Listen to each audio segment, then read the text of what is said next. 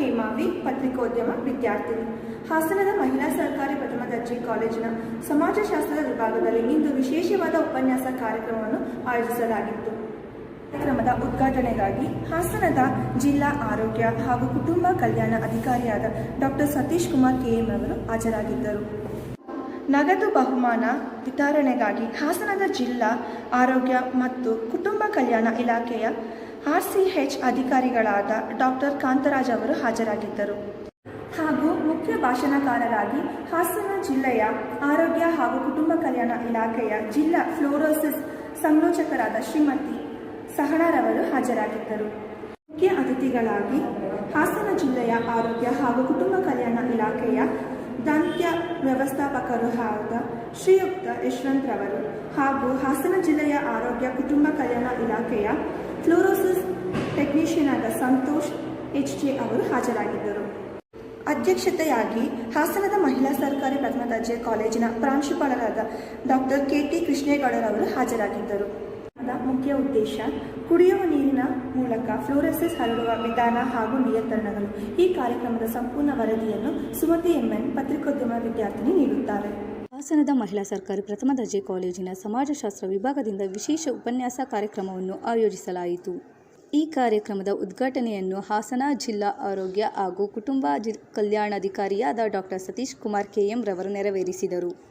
ಈ ಕಾರ್ಯಕ್ರಮದಲ್ಲಿ ಹಾಸನ ಜಿಲ್ಲಾ ಆರೋಗ್ಯ ಹಾಗೂ ಕುಟುಂಬ ಕಲ್ಯಾಣ ಇಲಾಖೆಯ ಜಿಲ್ಲಾ ಫ್ಲೋರೋಸಿಸ್ ಸಮಾಲೋಚಕರಾದ ಶ್ರೀಮತಿ ಸಹನಾರವರು ಮುಖ್ಯ ಭಾಷಣಕಾರರಾಗಿ ಆಗಮಿಸಿದ್ದರು. ಹಾಸನದ ಜಿಲ್ಲಾ ಆರೋಗ್ಯ ಹಾಗೂ ಕುಟುಂಬ ಕಲ್ಯಾಣ ಇಲಾಖೆಯ ಜಿಲ್ಲಾ ದತ್ತಾಂಶ ವ್ಯವಸ್ಥಾಪಕರಾದ ಶ್ರೀಯುತ ಯಶವಂತರವರು ಮತ್ತು ಹಾಸನದ ಜಿಲ್ಲಾ ಆರೋಗ್ಯ ಹಾಗೂ ಕುಟುಂಬ ಕಲ್ಯಾಣ ಇಲಾಖೆಯ ಫ್ಲೋರೋಸಿಸ್ ಟೆಕ್ನಿಷಿಯನ್ ಆದ ಸಂತೋಷ್ HJ ರವರು ಕಾರ್ಯಕ್ರಮದ ಮುಖ್ಯ ಅತಿಥಿಗಳಾಗಿ ಹಾಜರಿದ್ದರು. ಈ ಸಮಾರಂಭದಲ್ಲಿ ಸಮಾಜಶಾಸ್ತ್ರ ವಿಭಾಗದ ಮುಖ್ಯಸ್ಥರಾದ ಡಾಕ್ಟರ್ ಶಶಿಕುಮಾರ್, ಪ್ರಾಧ್ಯಾಪಕರಾದ ಡಾಕ್ಟರ್ ಆಶಾ, ಡಾಕ್ಟರ್ ಪೂರ್ಣಿಮಾ ಹಾಗೂ ಉಪನ್ಯಾಸಕರಾದ ರುಕ್ಮಿಣಿ ಅವರು ಹಾಜರಿದ್ದರು. ಈ ಕಾರ್ಯಕ್ರಮದಲ್ಲಿ ಪ್ರಬಂಧ ಸ್ಪರ್ಧೆಯಲ್ಲಿ ವಿಜೇತರಾದ ವಿದ್ಯಾರ್ಥಿನಿಯರಿಗೆ ಜಿಲ್ಲಾ RCH ಅಧಿಕಾರಿಗಳಾದ ಡಾಕ್ಟರ್ ಕಾಂತರಾಜ್ ರವರು ನಗದು ಬಹುಮಾನ ವಿತರಿಸಿದರು. ಈ ಸಮಾರಂಭದ ಅಧ್ಯಕ್ಷತೆಯನ್ನು ಹಾಸನದ ಮಹಿಳಾ ಸರ್ಕಾರಿ ಪ್ರಥಮ ದರ್ಜೆ ಕಾಲೇಜಿನ ಪ್ರಾಂಶುಪಾಲರಾದ ಡಾಕ್ಟರ್ KT ಕೃಷ್ಣೇಗೌಡರವರು ವಹಿಸಿದ್ದರು. ಈ ಕಾರ್ಯಕ್ರಮದಲ್ಲಿ ಬೋಧಕ ವರ್ಗ, ಸಿಬ್ಬಂದಿ ವರ್ಗ ಹಾಗೂ ವಿದ್ಯಾರ್ಥಿಗಳು ಹಾಜರಿದ್ದರು.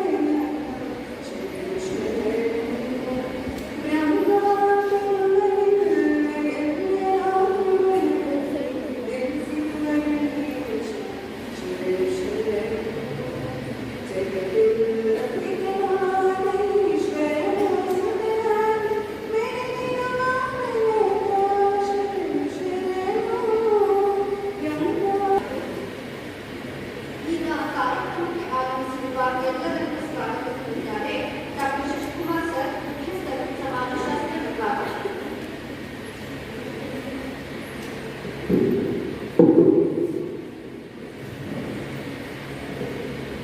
ತಮಗೆ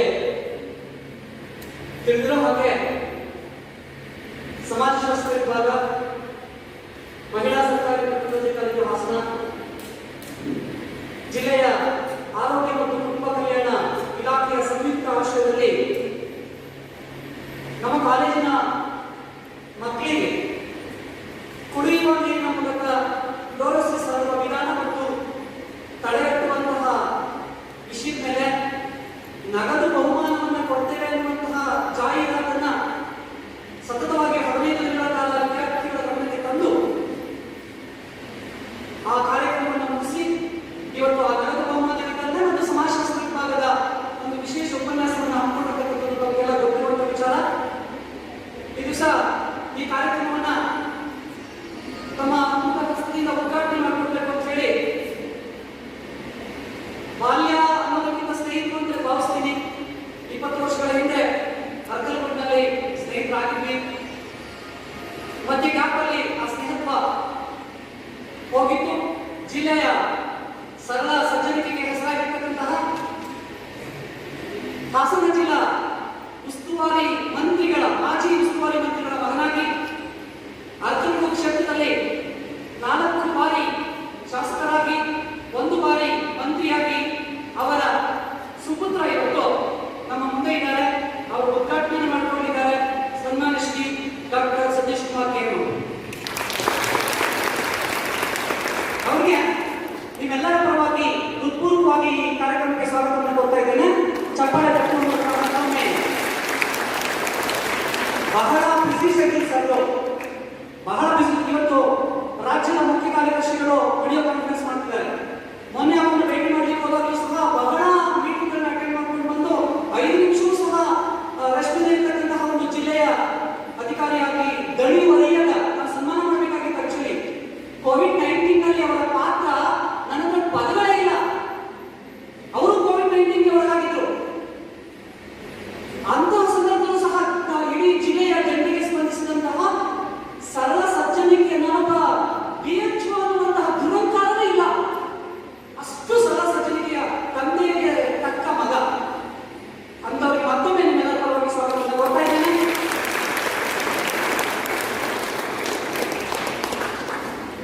ನಗದು ಬಹುಮಾನ ನಾನು ನಮ್ಮ ಸ್ನೇಹಿತರಿಗೆ ಹೇಳಿದೆ, ಸಂತೋಷ್ ನೀವು ಶೀಟ್ ಕೊಡೋದಾದ್ರೆ ನಾನು ಕಾರ್ಯಕ್ರಮ ಮಾಡೋದಿಲ್ಲ. ನೀವು ಮಕ್ಕಳಿಗೆ ನಗದು ಬಹುಮಾನ ಕೊಡೋದೇ ಆದ್ರೆ ನಾನು ಅರೇಂಜ್ ಮಾಡ್ತೀನಿ. ಕಾರಣ ಇಷ್ಟೇ, 2778 ಮಕ್ಕಳನ್ನು ಹೊಂದಿರತಕ್ಕಂಥ ಏಕೈಕ ಕಾಲೇಜು ನಮ್ಮ ಕಾಲೇಜು. ಏಕೈಕ ಕಾಲೇಜು ನಮ್ಮ ಕಾಲೇಜು. ಈ ಕಾಲೇಜಿನ ಬರ್ತಾ ಇರ್ತಕ್ಕಂಥ ಎಲ್ಲ ಮಕ್ಕಳು ಬಡ ಮಕ್ಕಳು. ನೀವು ಕೊಡುವ ನಗದು ಬಹುಮಾನ ನೇರವಾಗಿ ಮಕ್ಕಳಿಗೆ ತಲುಪಬೇಕು, ನಿಮ್ಮ ಶೀಟ್ ಅಲ್ಲ. ಆ ಮೂಲಕ ಅವರಿಗೆ ಬದುಕಿಗೆ ಒಂದು ರೀತಿಯ ವಿಶ್ವವಿದ್ಯಾನಿಲಯ ಫೀಸನ್ನು ಘೋಷಣೆ ಮಾಡಿದೆ. ಆ ಮೂಲಕ ನಾವು ಕಟ್ಕೊಳ್ಳುವಂತಹ ಒಂದು ಸದಾವಕಾಶವನ್ನು ನಾವು ಒದಗಿಸ್ಕೊಡ್ತೀನಿ ಅಂತ ಹೇಳಿ ಕೇಳ್ಕೊಂಡ್ಮೇಲೆ ಆಯ್ತು ಸರ್ ನಗದು ಬಹುಮಾನ ಕೊಡ್ತೀವಿ ಅಂತ ಹೇಳಿದ್ರು. ಅದಕ್ಕೆ ಅವಕಾಶ ಮಾಡಿಕೊಟ್ಟಂತಹ ಆ ನಗದು ಬಹುಮಾನವನ್ನು ವಿತರಣೆ ಮಾಡಲಿಕ್ಕೆ ಒಪ್ಪಿಕೊಂಡಿರ್ತಕ್ಕಂತಹ ಜಿಲ್ಲೆಯ RCH ಗಣ್ಯ ಡಾಕ್ಟರ್ ಕಾಂತರಾಜ್ ಅವರಿಗೆ ನಿಮ್ಮೆಲ್ಲರ ಪರವಾಗಿ ಹೃತ್ಪೂರ್ವಕವಾಗಿ ಸಭೆಗೆ ಸ್ವಾಗತವನ್ನು ಕೊಡ್ತಾ ಇದ್ದೇವೆ.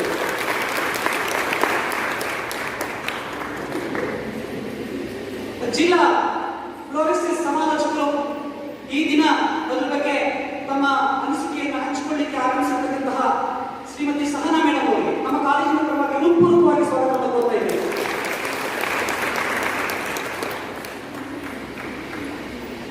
ಜಿಲ್ಲಾ ದತ್ತಾಂಶ ವ್ಯವಸ್ಥಾಪಕರು DHO ಆಫೀಸ್ ಸನ್ಮಾನ್ಯ ಶ್ರೀ ಯಶವಂತ್ ಅವರಿಗೂ ಸಹ ಈ ಕಾರ್ಯಕ್ರಮಕ್ಕೆ ಸ್ವಾಗತವನ್ನು ಕೊಡ್ತಾ ಇದ್ದೇನೆ.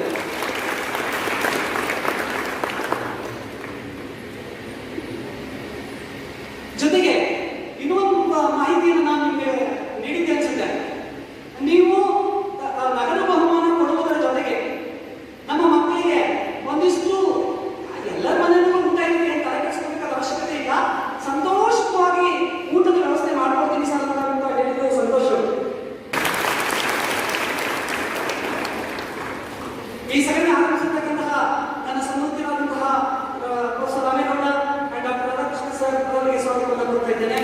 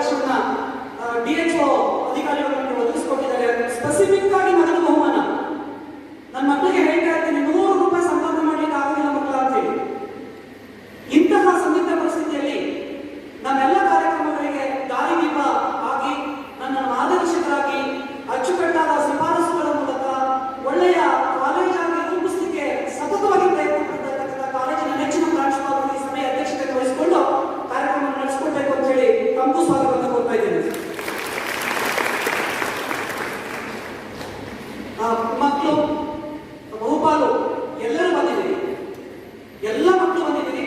ಸಮಾಜಶಾಸ್ತ್ರ ವಿಭಾಗಕ್ಕೆ ಮಾತ್ರ ಇದನ್ನ ರಿಸ್ಟ್ರಿಕ್ಟ್ ಮಾಡಿದ್ದಾರೆ, ಬಿಕಾಸ್ ನಮ್ಮ ಸಭಾಂಗಣ ಚಿಕ್ಕದು. ಹಾಗಾಗಿ ನಿಮ್ಮೆಲ್ಲರಿಗೂ ಸಹ ನಾನು ಈ ಸಭೆಗೆ ಸ್ವಾಗತವನ್ನು ಕೊಡ್ತಾ ಇದ್ದೇನೆ. ಪತ್ರಕರ್ತರಿಗೆ ಈ ವರದಿಯನ್ನು ಮಾಡಲಿಕ್ಕೆ ಆರಂಭಿಸಿರ್ತಕ್ಕಂತಹ ನಮ್ಮ SCJ ತಂಡ ಅವ್ರಿಗೂ ಸಹ ನಿಮ್ಮೆಲ್ಲರ ಪರವಾಗಿ ಸ್ವಾಗತವನ್ನು ಕೋರಿ ಮುಂದಿನ ಕಾರ್ಯಕ್ರಮವನ್ನು ನಮ್ಮ ರುಕ್ಮಿಣಿಯವರು ಉಪನ್ಯಾಸಕರು ನಮ್ಮ ವಿಭಾಗದ ಅವ್ರಿಗೂ ಎರಡೂ ಸಹ ಸ್ವಾಗತವನ್ನು ಕೋರಿ ಮುಂದಿನ ಕಾರ್ಯಕ್ರಮ ನಡೆಸಿಕೊಳ್ಬೇಕು ಅಂತ ಅವರನ್ನು ಕೋರ್ತಾ ಇದ್ದೇನೆ. ನಮಸ್ಕಾರ. ನಮ್ಮೆಲ್ಲರಿಗೂ ಸ್ವಾಗತಿಸಿದ ಶಶಿಕುಮಾರ್ ಸರ್ ಅವರನ್ನು ಕಾರ್ಯಕ್ರಮಕ್ಕೆ ಆತ್ಮೀಯವಾಗಿ ಸ್ವಾಗತಿಸುತ್ತೇನೆ. ದೀಪವೂ ನಿನ್ನದೆ, ಗಾಳಿಯೂ ನಿನ್ನದೆ, ಎಲ್ಲರ ಜ್ಞಾನದಲ್ಲಿ ನೀನು ಸದಾ ಬೆಳಗುತ್ತಿರಲಿ ಎಂದು ಪ್ರಾರ್ಥಿಸುತ್ತಾ ಉದ್ಘಾಟನೆಯನ್ನು ನೆರವೇರಿಸೋಣ. ಡಾಕ್ಟರ್ ಸತೀಶ್ ಕುಮಾರ್ ಸರ್, ಜಿಲ್ಲಾ ಆರೋಗ್ಯ ಮತ್ತು ಕುಟುಂಬ ಕಲ್ಯಾಣಾಧಿಕಾರಿಗಳು ಉದ್ಘಾಟನೆಯನ್ನು ನೆರವೇರಿಸಿಕೊಡಬೇಕೆಂದು ಕೇಳಿಕೊಳ್ಳುತ್ತೇವೆ. ಹಾಗೆಯೇ ವೇದಿಕೆಯಲ್ಲಿ ಬಂದೆಲ್ಲ ಧನ್ಯವಾದಗಳು.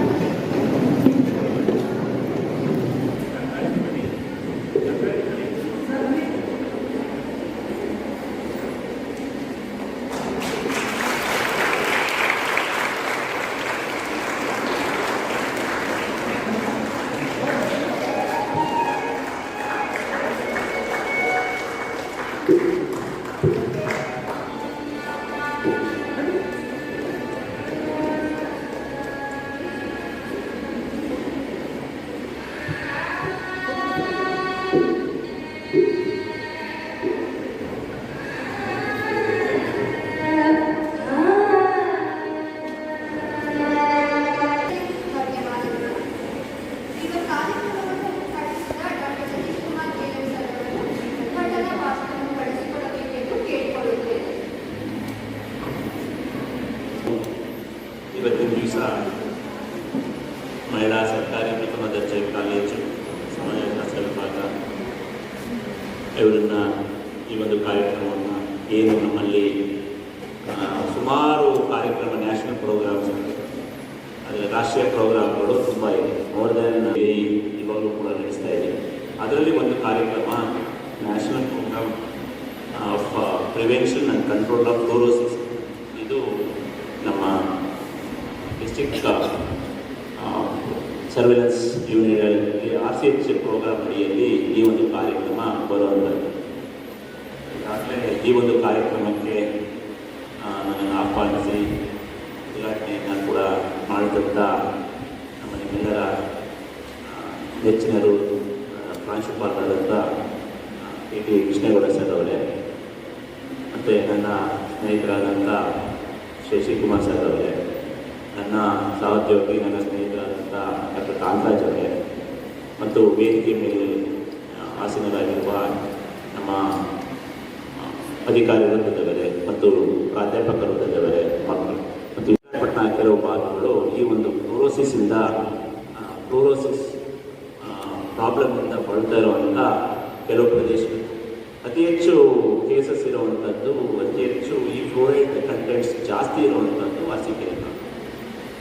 ಅರಸೀಕೆರೆ. ಯಾಕಂದರೆ ಈ ಫ್ಲೋರೈಡು ಮನುಷ್ಯನಿಗೆ ಅವಶ್ಯಕತೆ ಇದೆ, ಜೊತೆಗೆ ಎಕ್ಸಸ್ ಇದ್ದರೆ ಏನು ಇಷ್ಟಿರಬೇಕು ವಾಟರಲ್ಲಿ, ಏನು 1.5 ಮಿಲಿಗ್ರಾಮ್ ಪರ್ ಲೀಟರ್ ಇರಬೇಕು, ಅದರಿಂದ ಜಾಸ್ತಿ ಆದರೆ ಅದರಿಂದ ಅಡ್ವರ್ಸ್ ಎಫೆಕ್ಟ್ಸು ಆಗೋಕ್ಕೆ ಶುರುವಾಗ್ತದೆ. ಮನುಷ್ಯನ ಬಾಡಿಗೆ ಅಡ್ಡ ಪರಿಣಾಮಗಳನ್ನು ಬರೆಸುವಂಥದ್ದು ಶುರುವಾಗುತ್ತೆ. ಇದು ಅಫೆಕ್ಟ್ ಮಾಡುವಂಥ ಏನು ನಮ್ಮ ಬಾಡಿಯಲ್ಲಿ ಯಾವ್ಯಾವ ಆರ್ಗನ್ ಇದೆ ಎಲ್ಲ ಆರ್ಗನ್ಗೂ ಕೂಡ ಅಫೆಕ್ಟ್ ಆಗ್ತದೆ. ಒಂದು ಏನು ಅಲ್ಲಿ ದಂತ ವಿಕಾರ ಆಗುವಂಥದ್ದು, ಅದಾಂತರದಲ್ಲಿ ಮೂಳೆಗಳು ಶಕ್ತಿ ಕಳ್ಕೊಳ್ಳುವಂಥದ್ದು, ಜಾಯಿಂಟ್ಸ್ ಪೇನ್ ಆಗುವಂಥದ್ದು, ಮತ್ತು ಅಜೀರ್ಣ ಆಗುವಂಥದ್ದು, ಎಲ್ಲ ಕಾಯಿಲೆಗಳಿಗೆ ಮೂಲ ಕಾರಣ ಈ ಫ್ಲೋರೈಡ್. ಇದನ್ನು ನಾವು ಯಾವ ರೀತಿ ಕಂಟ್ರೋಲ್ ಮಾಡಬೇಕು, ಮತ್ತು ಅದನ್ನು ಡಯಾಗ್ನೋಸ್ ಹೇಗೆ ಮಾಡಬೇಕು, ಮತ್ತು ಏನೇನು ಕ್ರಮಗಳನ್ನ ತಗೊಂಡ್ರೆ ಈ ಒಂದು ಕಾಯಿಲೆಯನ್ನು ಕಂಟ್ರೋಲ್ ಮಾಡ್ಬೋದು, ಆ ಒಂದು ಈ ಒಂದು ಜನಗಳಲ್ಲಿ ಆರೋಗ್ಯ ಶಿಕ್ಷಣ ಜೊತೆಗೆ ಅವ್ರನ್ನ ಐಡೆಂಟಿಫೈ ಮಾಡುವಂಥದ್ದು, ಅವರಿಗೆ ಟ್ರೀಟ್ಮೆಂಟ್ ಕೊಡಿಸುವಂಥ ಕೆಲಸವನ್ನು ಈ ಪ್ರೋಗ್ರಾಮ್ ಅಡಿಯಲ್ಲಿ ಸರ್ಕಾರ ಉಚಿತವಾಗಿ ಮಾಡ್ತಾ ಇದೆ.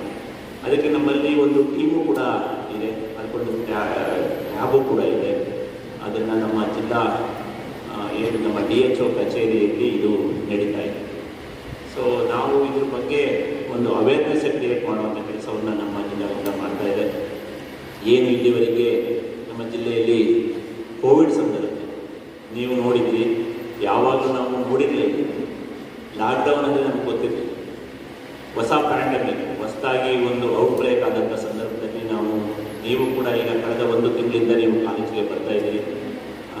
ಹಿಂದೆ ಈ ಥರದ್ದು ಸಿಚುವೇಶನ್ ನಾವು ಯಾವಾಗಲೂ ನೋಡದೇ ಇದ್ದಂಥ ಸಿಚುವೇಶನಲ್ಲಿ ಈ ಪ್ರೋಗ್ರಾಮು ಕೂಡ ನಾವು ಸ್ವಲ್ಪ ನೆಗ್ಲೆಕ್ಟ್ ಮಾಡಿದ್ವಿ. ಆದರೆ ಈಗ ಬರ್ತಾ ಈಗ ಎಲ್ಲ ಈ ಕೋವಿಡ್ ಕಂಟ್ರೋಲ್ ಆಗೋಂಥ ಸಿಚುವೇಶನ್ನಲ್ಲಿ ನಾವಿದ್ದೀವಿ. ಆದರೂ ಕೂಡ ನಮಗೆ ಈಗ 2ನೇ ಅಲೆದು ಭಯ ಕೂಡ ಇದೆ. ಆ ಸಂದರ್ಭದಲ್ಲಿ ಈ ಒಂದು ಕಾರ್ಯಕ್ರಮವನ್ನು ನಾವು ನಮ್ಮ ಹೇಳ್ಕೊಡೋದಿಷ್ಟೇ. ಕೋವಿಡ್ ಸಂದರ್ಭದಲ್ಲಿ ನೀವು ಏನು ನಾವು ಹೇಳ್ತಾ ಇರ್ತೀವಿ, ಸೋಷಿಯಲ್ ಡಿಸ್ಟೆನ್ಸಿಂಗು, ಸಾಮಾಜಿಕ ಅಂತರ, ಮಾಸ್ಕ್ ಧರಿಸುವಂಥದ್ದು, ಮತ್ತು ಏನು ರಾಜ್ಯದಲ್ಲಿ ಕೇಸಸ್ಸು 200ರಿಂದ 300ವರೆಗೆ ಕೇಸಸ್ ಇತ್ತು. ಆದರೆ ಮೊನ್ನೆಯಿಂದ ನೋಡಿದಾಗ ಸ್ವಲ್ಪ ಎಲ್ಲೋ ಈ ಕೋವಿಡ್ ಸೆಕೆಂಡ್ ಆಗಿ ಬರುವಂಥ ಚಾನ್ಸಸ್ಸು ಇದೆಯೋ ಏನೋ ಅನಿಸುತ್ತೆ. ಯಾಕಂದರೆ ಕೇಸಸ್ ಜಾಸ್ತಿ ಆಗಿದೆ. 443 ಕೇಸಸ್ಸು ನಿನ್ನೆ ದಿವಸ ರಾಜ್ಯದಲ್ಲಿ ಬಂದಿರುವಂಥದ್ದು. ಆ ಹಿನ್ನೆಲೆಯಲ್ಲಿ ಹೇಳಬೇಕು ಅಂದರೆ ಅದರಲ್ಲೂ ಕೂಡ ಸಾಮಾಜಿಕ ಅಂತರನ್ನ ಕಾಪಾಡ್ಕೋಬೇಕು. ಒಟ್ಟಿಗೆ ಸೇರುವಂಥದ್ದು, ಕ್ರೌಡೆಡ್ ಪ್ಲೇಸ್ಗೆ ಹೋಗೋವಂಥದ್ದನ್ನು ಅವಾಯ್ಡ್ ಮಾಡಬೇಕು. ಜನಸಂದಣಿಗೆ ಹೋಗುವಂಥದ್ದನ್ನು ಅವಾಯ್ಡ್ ಮಾಡಬೇಕು. ಯಾವಾಗಲೂ ಕಡ್ಡಾಯವಾಗಿ ಮಾಸ್ಕ್ನ ಬಳಕೆ ಮಾಡಬೇಕು. ಹ್ಯಾಂಡ್ ಹೈಜೀನನ್ನು ಫಾಲೋ ಮಾಡಬೇಕು.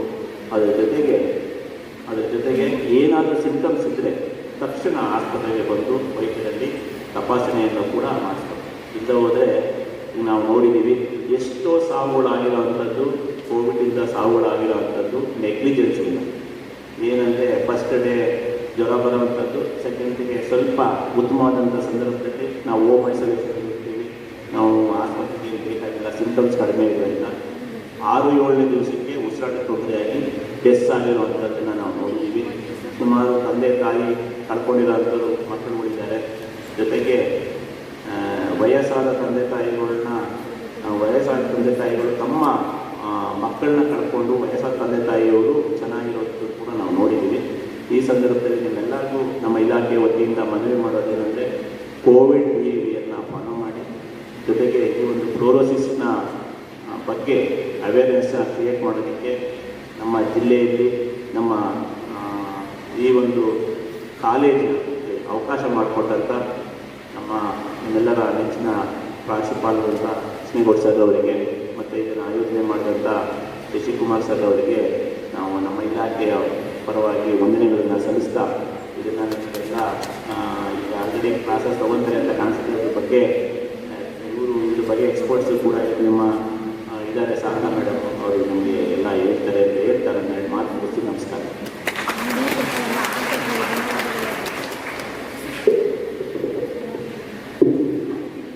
ಉದ್ಘಾಟನಾ ಭಾಷಣ ಮಾಡಿದಂತಹ ಡಾಕ್ಟರ್ ಸತೀಶ್ ಕುಮಾರ್ ಜೈನ್ ಸರ್ ಅವರಿಗೆ ಧನ್ಯವಾದಗಳು. ಈಗ ಮುಖ್ಯ ಭಾಷಣಕಾರರಾಗಿ ಆಗಮಿಸಿರುವ ಶ್ರೀಮತಿ ಸಹನಾ, ಜಿಲ್ಲಾ ಫ್ಲೋರೋಸಿಸ್ ಸಮಾಲೋಚಕರು, ಜಿಲ್ಲಾ ಆರೋಗ್ಯ ಹಾಗೂ ಕುಟುಂಬ ಕಲ್ಯಾಣ ಇಲಾಖೆ, ಇವರು ಉಪನ್ಯಾಸ ನೀಡಲಿದ್ದಾರೆ. ವಿಷಯ ಕುಡಿಯುವ ನೀರಿನ ಮೂಲಕ ಫ್ಲೋರೋಸಿಸ್ ಹರಡುವ ವಿಧಾನ ಹಾಗೂ ನಿಯಂತ್ರಣ. ತಿಳ್ಕೊಳ್ತಾ ಇದ್ದೇವೆ. ದಯಮಾಡಿ ಚಪ್ಪಾಳೆ ತಟ್ಟುವ ಮೂಲಕ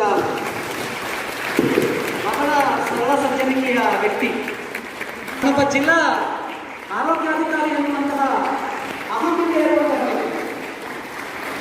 ಮತ್ತೊಮ್ಮೆ ಚಪ್ಪಾಳೆ ಮೂಲಕ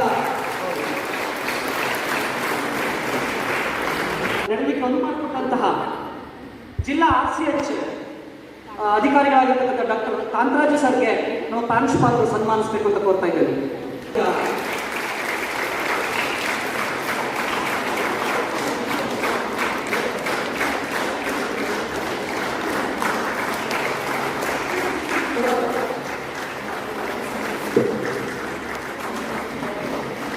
ಆರೋಗ್ಯ ಮತ್ತು ಕುಟುಂಬ ಕಲ್ಯಾಣಾಧಿಕಾರಿಗಳೇ ತಮ್ಮ ಅಮೃತ ಹಸ್ತದಿಂದ ಬಿಡುಗಡೆ ಕೊಡಬೇಕು ಅಂತ ಹೇಳ್ಕೊಡ್ತಾ ಇದ್ದೇನೆ.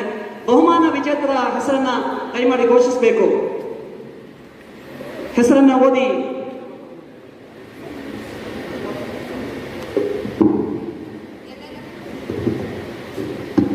ಎಲ್ಲರಿಗೂ ನಮಸ್ಕಾರ. ಸಮಾಜಶಾಸ್ತ್ರ ವಿಭಾಗ ಹಾಗೂ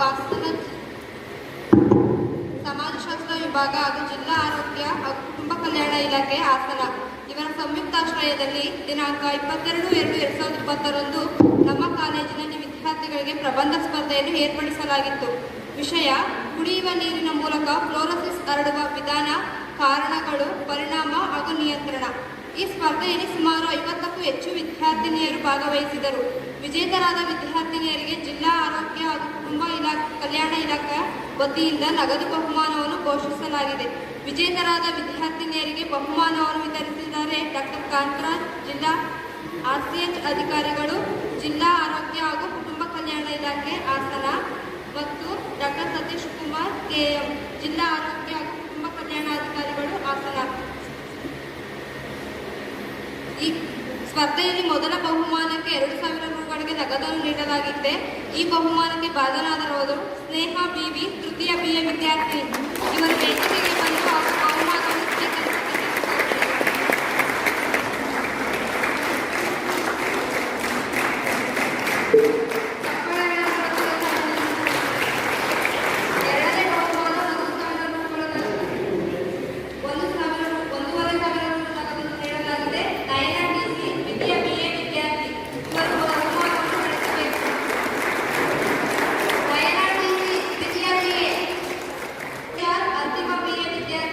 ಬಹುಮಾನವನ್ನು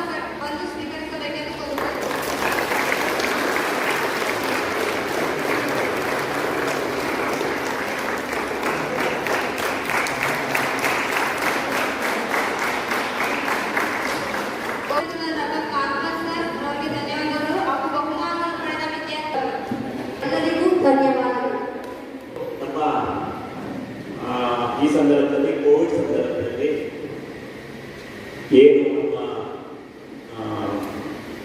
ಇಂಡಿಯಾದಲ್ಲಿ ಒಂದು ಹೊಸ ಆ್ಯಪ್ನ ಬಿಟ್ಟಿದ್ದಾರೆ. ನಿಮಗೆ ಗೊತ್ತಿರಬೇಕು, ಈ ಸಂಜೀವಿನಿ ಎಲ್ಲರಿಗೂ ಗೊತ್ತಿರಬೇಕು. ಮೋಸ್ಟ್ಲಿ ಈ ವಿಶೇಷವಾಗಿ ಕೋವಿಡ್ ಸಂದರ್ಭದಲ್ಲಿ ಹೋಗಿ ನೀವು ಡಾಕ್ಟರ್ಸ್ ಹತ್ರ ಹೋಗೋದಕ್ಕಾಗಲ್ಲ, ಅವ್ರನ್ನ ಕಾಂಟ್ಯಾಕ್ಟ್ ಮಾಡೋಕ್ಕಾಗಲ್ಲ ಅಂದ್ಬಿಟ್ಟು ಈಗ ಏನು ಮಾಡಿದ್ದಾರೆ ಅಂದರೆ ಒಂದು ಆ್ಯಪ್ನ ಡೌನ್ಲೋಡ್ ಆ್ಯಪ್ನ ಡಿಸೈನ್ ಮಾಡಿ ನೀವು ಕೂತಲ್ಲೇ ನೀವು ಡಾಕ್ಟರ್ಸ್ನ ಕನ್ಸಲ್ಟ್ ಮಾಡೋವಂಥದ್ದು, ನೀವು ಅದಕ್ಕೆ ಪರಿಹಾರವನ್ನು ತಗೊಳ್ಳೋವಂಥದ್ದು. ಏನು ಸ್ಮಾಲ್ ಪ್ರಾಬ್ಲಮ್ಸ್ಗೆ, ಈಗ ಪಿಂಪಲ್ಸ್ ಆಗಿರ್ಬೋದು ಅಥವಾ ತಲೆನೋವು ಬರ್ತಾ ಇರೋವಂಥದ್ದು, ಯಾವಾಗ ಜ್ವರ ಬರ್ತಾ ಇರೋವಂಥದ್ದು ಕಳೆದ 2-3 ದಿವಸದಿಂದ ಏನೇ ಆಗಲಿ ಅದಕ್ಕೆ ಒಂದು ಈ ಸಂಜೀವಿನಿ ಆ್ಯಪ್ ಅಂತ ನೀವು ಗೂಗಲ್ ಪ್ಲೇಸ್ಟೋರ್ಗೆ ಹೋಗಿ ಈ ಸಂಜೀವಿನಿ ಆ್ಯಪ್ ಅಂತ ಡೌನ್ಲೋಡ್ ಮಾಡ್ಕೊಳ್ಳಿ. ಅದ್ರ ಮುಖಾಂತರ ಬೆಸ್ಟ್ ಡಾಕ್ಟರ್ಸ್, ಸ್ಪೆಷಲಿಸ್ಟು ನೀವು ಹೋದ್ರೆ ಆಸ್ಪತ್ರೆ ಕ್ಯೂ ನಿಲ್ಲಬೇಕು ಅಥವಾ ಕಾಯಬೇಕು, ಏನಿಲ್ಲ. ವಿಡಿಯೋದಲ್ಲಿ ನಿಮಗೆಲ್ಲ ಗೊತ್ತಿದೆ ಯಾವ ರೀತಿ ಆ್ಯಂಡ್ರಾಯ್ಡ್ ಮೊಬೈಲ್ನ ಯೂಸ್ ಮಾಡಬೇಕು ಅಂತ ಅತಿ ಹೆಚ್ಚು ಯೂಸ್ ಮಾಡ್ತಾ ಇದ್ದೀವಿ ನಾವು. ಈ ಸಂದರ್ಭದಲ್ಲಿ ದಯವಿಟ್ಟು ನೀವೆಲ್ಲರೂ ಕೂಡ ಡೌನ್ಲೋಡ್ ಮಾಡ್ಕೊಳ್ಳಿ ಇಮಿಡಿಯೇಟಾಗಿ. ಏನಾದರೂ ಸಣ್ಣ ಸಮಸ್ಯೆಗಳಿದ್ದರೂ ಕೂಡ ಅದರಲ್ಲಿ ಕನ್ಸಲ್ಟ್ ಮಾಡಿ. ಯಾಕಂದರೆ ಅದಕ್ಕೆ ಸರ್ಕಾರ ಡಾಕ್ಟರ್ಸ್ ಕೂಡ ಪೇ ಮಾಡಿದ್ರೆ ಒಂದು ಕನ್ಸಲ್ಟೇಷನ್ಗೆ ಒಬ್ಬ ಜನರಲ್ ಪ್ರಾಕ್ಟೀಷನರ್ಸ್ಗೆ MBBS ಆದಕ್ಕೆ 50 ರೂಪಾಯಿ ಕೊಡುತ್ತೆ. ಒಂದ್ಸರಿ ಕನ್ಸಲ್ಟ್ ಮಾಡುತ್ತೆ, ಅದನ್ನು ಸರ್ಕಾರನೇ ಕೊಡುತ್ತೆ. ಸ್ಪೆಷಲಿಸ್ಟ್ಗೆ 75 ರೂಪಾಯಿ ಕೊಡುತ್ತೆ. ಸೂಪರ್ ಸ್ಪೆಷಲಿಸ್ಟ್ಗೆ ಏನಂದರೆ ಇದು ಏನು ಕಿಡ್ನಿ ಪ್ರಾಬ್ಲಮ್ ಇರೋದು ಬೇರೆ ಅತಿ ಹೆಚ್ಚು ಬೇಕಾಗಿರುವಂಥದ್ದು, ವೈದ್ಯರ ಸಲಹೆ ಬೇಕಾಗಿರುವಂಥದ್ದಕ್ಕೆ 100 ರೂಪಾಯಿ ಕೂಡ ಸರ್ಕಾರ ಕೊಡೋದ್ರಿಂದ ದಯವಿಟ್ಟು ಇದರ ಉಪಯೋಗವನ್ನು ನೀವೆಲ್ಲರೂ ಕೂಡ ಪಡ್ಕೊಳ್ಳಿ. ನಿಮ್ಮ ಸ್ನೇಹಿತರು ಕೂಡ ಇದೆ, ನಿಮ್ಮ ಮನೆಯಲ್ಲಿ ಯಾರಿದ್ದಾರೆ ಅವ್ರಿಗೆ ಹೇಳಿ. ಯಾಕಂದರೆ ನಮ್ಮ ಜಿಲ್ಲೆಯಲ್ಲಿ ಇದು ಯಶಸ್ವಿಯಾಗಿ ಅನುಷ್ಠಾನ ಆಗ್ತಾ ಇದೆ. ಯಾಕಂದರೆ ಎಲ್ಲರೂ ಕೂಡ ನಾವು ಕಳೆದ ಬಾರಿ ಈಗ ರಾಜ್ಯದಲ್ಲಿ ನಾವು ಪ್ರಥಮ ಸ್ಥಾನದಲ್ಲಿದ್ದೀವಿ. ಈಗ ಕನ್ಸಲ್ಟೇಷನ್ ತಗೊಳ್ಳೋವಂಥದ್ದು, ಅದರಿಂದ ಉಪಯೋಗವನ್ನು ತಾವು ಕೂಡ ಪಡ್ಕೊಳ್ಳಿ. ಅದೇನಂದರೆ ಸ್ವಲ್ಪ ತಾಳ್ಮೆ ಇರಬೇಕು, ಸ್ವಲ್ಪ ವೆಯ್ಟ್ ಮಾಡಿ. ಅದೆಲ್ಲರೂ ಗೊತ್ತಿದೆ, ಈಗ ಆಲ್ರೆಡಿ ಯೂಸ್ ಮಾಡ್ತಿದ್ದಾರೆ. ಯಾಕಂದರೆ ನಾನು ಆಲ್ರೆಡಿ ಎಲ್ಲ ಜಿಲ್ಲೆಯಲ್ಲಿ ಎಲ್ಲ ಕಾಲೇಜಿಗೆ ನಮ್ಮ ಸ್ಟಾಫ್ನ ಕಳಿಸಿ ಟ್ರೈನಿಂಗ್ ಕೂಡ ಮಾಡಿಸಿದ್ದೀವಿ. ದಯವಿಟ್ಟು ಸದುಪಯೋಗ ಪಡಿಸ್ಕೊಳ್ಳಿ ಅಂತ ಎಲ್ಲರಿಗೂ ವಿನಂತಿಯನ್ನು ಮಾಡಬೇಕು. Okay, thank you.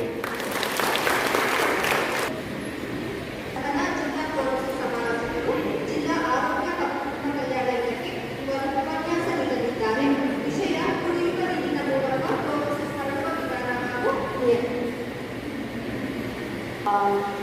HOD sir ಅವ್ರಿಗೆ ಹಾಗೂ ಎಲ್ಲ ಟೀಚರ್ಸ್ಗೆ ಹಾಗೂ ನನ್ನ ಸಬಾರ್ಡಿನೇಟ್ಸ್ ಯಶವಂತ್ ಅವರು ಹಾಗೂ ಸಂತೋಷ್ ಅವ್ರಿಗೆ ಹಾಗೂ ಈ ಕಾಲೇಜಿನ ಎಲ್ಲ ಸ್ಟೂಡೆಂಟ್ಸ್ಗಳಿಗೆ ನನ್ನ ನಮಸ್ಕಾರ. ಈಗ ಆಲ್ರೆಡಿ ನನ್ನ ಪರಿಚಯ ಆಗಿದೆ. ಸೊ ಹಾಗಾಗಿ ನಾನು ಇವತ್ತು ಫ್ಲೋರೋಸಿಸ್ ಇದರ ಕೆಲವೊಂದಷ್ಟು ವಿಚಾರಗಳನ್ನು ಹೇಳಲು ಇಷ್ಟಪಡ್ತೇನೆ. ಮೊದಲಿಗೆ ನೀವೆಲ್ಲರೂ ಕೂಡ ಇವಾಗ ಈ ಒಂದು ಸಬ್ಜೆಕ್ಟ್ ಮೇಲೆ ಪ್ರಬಂಧ ಸ್ಪರ್ಧೆ ಆಗಿದೆ, ಎಲ್ಲರೂ ಕೂಡ ಪೇಪರ್ಸ್ ಬರೆದಿದ್ದೀರಿ. ಸೊ ಎಲ್ಲರೂ ಕೂಡ ಸ್ವಲ್ಪ ಮಟ್ಟಿಗೆ ನಾಲೆಜ್ ಇದೆ. ಫ್ಲೂರೈಡ್ ಅಂದರೆ ಏನು, ಫ್ಲೋರೋಸಿಸ್ ಅಂದರೆ ಏನು, ಹೇಗೆ ಇದು ಬರ್ತದೆ ಅನ್ನೋದೊಂದು ಸ್ವಲ್ಪ ನಾಲೆಜ್ ನಿಮ್ಮಲ್ಲಿದೆ. ಸೊ ಫ್ಲೂರೈಡ್ ಅಂದರೆ ಇದೊಂದು ಎಲಿಮೆಂಟ್. ಈ ಎಲಿಮೆಂಟ್ ನಮಗೆ ಅರ್ತ್ ಕ್ರಸ್ಟ್ ಅಂತ ಹೇಳ್ತೀವಿ. ಅಂದರೆ ಅರ್ಥಲ್ಲಿ ಕೆಲವೊಂದು ಭಾಗಗಳಿರುತ್ತೆ. ಮೇಲಿನ ಭಾಗವನ್ನು ನಾವು ಕ್ರಸ್ಟ್ ಅಂತ ಹೇಳ್ತೇವೆ, ಅದರ ಒಳಗಿನ ಭಾಗವನ್ನು ನಾವು ಮ್ಯಾಂಟಲ್ ಅಂತೇವೆ, ಅದರ ಇನ್ನೂ ಒಳಗಿನ ಇರುವಂತಹ ಭಾಗವನ್ನು ನಾವು ಕೋರ್ ಅಂತ ಹೇಳ್ತೇವೆ. ಇನ್ನರ್ ಔಟರ್ ಕೋರ್ ಅಂತ ಡಿವೈಡ್ ಆಗುತ್ತೆ. ಸೊ ಈ ಎಲಿಮೆಂಟ್ಗಳು ಸಾಕಷ್ಟು ಪ್ರಮಾಣದಲ್ಲಿ ಬೇರೆ ಬೇರೆ ರೀತಿಯ ಎಲಿಮೆಂಟ್ಸ್ಗಳು ಭೂಮಿಯ ಕ್ರಸ್ಟ್ ಮೇಲ್ಗಡೆ ಇರ್ತದೆ. ಅದರಲ್ಲಿ ಈ ಫ್ಲೂರೈಡ್ ಅನ್ನೋ ಎಲಿಮೆಂಟ್ ಕೂಡ ಒಂದು. ಈ ಫ್ಲೂರೈಡ್ ಎಲಿಮೆಂಟ್ ಭೂಮಿಯ 13ನೇ ಅಬಾಂಡೆಂಟ್ ಎಲಿಮೆಂಟ್ ಅಂತ ಕರಿತೀವಿ. ಅಂದರೆ 13th most abundant element found in the earth crust. So ಬಹಳಷ್ಟು ಎಲಿಮೆಂಟ್ಗಳಲ್ಲಿ ಇದು 13ನೇ ಸ್ಥಾನದಲ್ಲಿ ಈ ಫ್ಲೂರೈಡ್ ಅನ್ನೋ ಎಲಿಮೆಂಟ್ ಕಂಡುಬರುತ್ತೆ. ಸೊ ಫ್ಲೋರೋಸಿಸ್ ಕೂಡ ಇದು ಒಂದು ಕಾಯಿಲೆ. ಈ ಕಾಯಿಲೆ ಕೂಡ ಈಗ ಸದ್ಯಕ್ಕೆ ನೋಡೋದಾದರೆ ಬಹಳ ಒಂದು ಹೊಸದಾಗಿ ಎಲ್ಲರೂ ಕೇಳಿರುವಂಥದ್ದು. ಇಲ್ಲಿ ಹಾಸನಲ್ಲಿ ಈ ಒಂದು ತೊಂದರೆ ಇಲ್ಲ, ಈಗ ಸದ್ಯದಲ್ಲಿ ಈ ತೊಂದರೆ ಇಲ್ಲ. ಆದರೆ ಮುಂದೆ ಈ ತೊಂದರೆ ಬರುವ ಚಾನ್ಸಸ್ ಕೂಡ ಇರಬಹುದು. ಯಾಕೆ ಬರಬಹುದು, ಯಾರಾದರೂ ಹೇಳ್ತೀರಾ? ಈಗ ಸದ್ಯಕ್ಕೆ ಫ್ಲೂರೈಡ್ ಅನ್ನೋ ಕಾಯಿಲೆ ಇಲ್ಲ, ತೊಂದರೆ ಇಲ್ಲ. ಆದರೆ ಮುಂದಿನ ದಿನಗಳಲ್ಲಿ ಬರುವಂಥ ಚಾನ್ಸಸ್ಗಳು ಜಾಸ್ತಿ ಇದೆ. ಯಾಕೆ?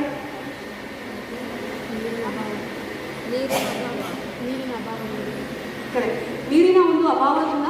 ಅಂದರೆ ಇದು ಈ ಒಂದು ಕಾಯಿಲೆ ಮೇನ್ ರೀಸನ್ ಬಂದು ನೀರಿನ ಅಭಾವ, ವಾಟರ್ ಸ್ಕ್ಯಾರ್ಸಿಟಿ ಅಂತ ಹೇಳ್ತೇವೆ. ನೀರಿನ ತೊಂದರೆ.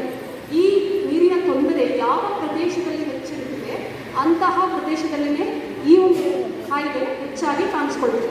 ಫಾರ್ ಎಕ್ಸಾಂಪಲ್, ಏನು ಇದು NPPCF ಪ್ರೋಗ್ರಾಮ್ ಹೇಳಿದೆ ನಾನು, ಇದು ನಮ್ಮ ಕರ್ನಾಟಕದಲ್ಲಿ 18 ಡಿಸ್ಟ್ರಿಕ್ಟಲ್ಲಿ ಇಂಪ್ಲಿಮೆಂಟ್ ಆಗಿದೆ. NPPCF ಅಂತ. NPPCF national programme for prevention and control of fluorosis.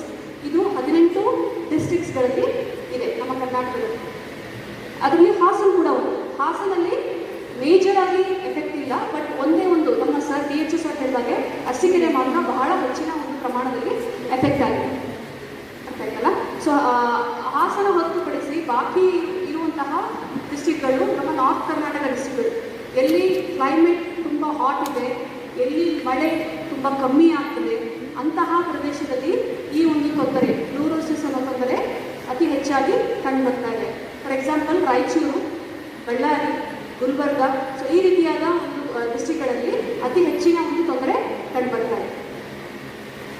So ನಾನು ಅವರಿಗೆ ಹೇಳಿದಾಗ ಈ ಫ್ಲೂರೋಸಿಸ್ ಇದರ ಅರ್ಥ ನಾವು ಕುಡಿಯುವ ನೀರಿನಲ್ಲಿ ಹಾಗೂ ಸೇವಿಸುವಂತಹ ಆಹಾರದಲ್ಲಿ ಫ್ಲೂರೈಡ್ ಅನ್ನೋ ಅಂಶ ಇರುತ್ತದೆ. ಆ ಅಂಶವು ಅಗತ್ಯಗಿನ ಹೆಚ್ಚಿನ ಪ್ರಮಾಣದಲ್ಲಿ ನಮ್ಮ ದೇಹಕ್ಕೆ ಸೇರಿಕೊಂಡಾಗ ಈ ಕಾಯಿಲೆ, ಫ್ಲೂರೋಸಿಸ್ ಅನ್ನೋ ಕಾಯಿಲೆ ಕಂಡುಬರುತ್ತೆ. ಓಕೆನಾ? ಅಗತ್ಯದ ಪ್ರಮಾಣ, ಅಗತ್ಯಗಿನ ಹೆಚ್ಚಿನ ಪ್ರಮಾಣ ಅಂದರೆ ನಿಮಗೆ ಗೊತ್ತಿದೆ, ಆಲ್ರೆಡಿ ನೀವೆಲ್ಲ ಓದ್ಕೊಂಡಿದ್ದೀರಿ. ಏನು ಸ್ಟ್ಯಾಂಡರ್ಡ್ ವ್ಯಾಲ್ಯೂ, ಎಷ್ಟಿರಬೇಕು ಫ್ಲೂರೈಡ್? ಬರ್ತಿದ್ದೀರಿ ನೀವು ಪೇಪರಲ್ಲಿ. 1 ppm ಅಂತ ಹೇಳ್ತೀವಿ, ಅಥವಾ 1 ಮಿಲಿಗ್ರಾಮ್ ಅಂತ ಹೇಳ್ತೀವಿ.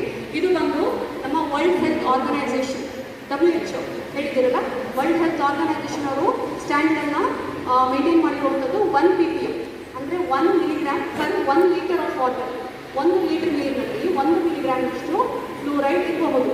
ಅದಕ್ಕಿಂತ ಹೆಚ್ಚಾದರೆ ತೊಂದರೆಗಳು ಆಗ್ತದೆ ಅಂತ ಆಲ್ ಓವರ್ ಕಂಟ್ರಿ, ಎಲ್ಲ ಕಂಟ್ರಿಗಳಿಗೂ ಒಂದೇ ಸ್ಟ್ಯಾಂಡರ್ಡ್ನ ಮೇಂಟೈನ್ ಮಾಡ್ತೀವಿ. ಬಟ್ ನಮ್ಮ ಇಂಡಿಯಾದಲ್ಲಿ ಬರೋದಾದರೆ ಸ್ಟ್ಯಾಂಡರ್ಡ್ ವ್ಯಾಲ್ಯೂ ಚೇಂಜ್ ಆಗಿದೆ.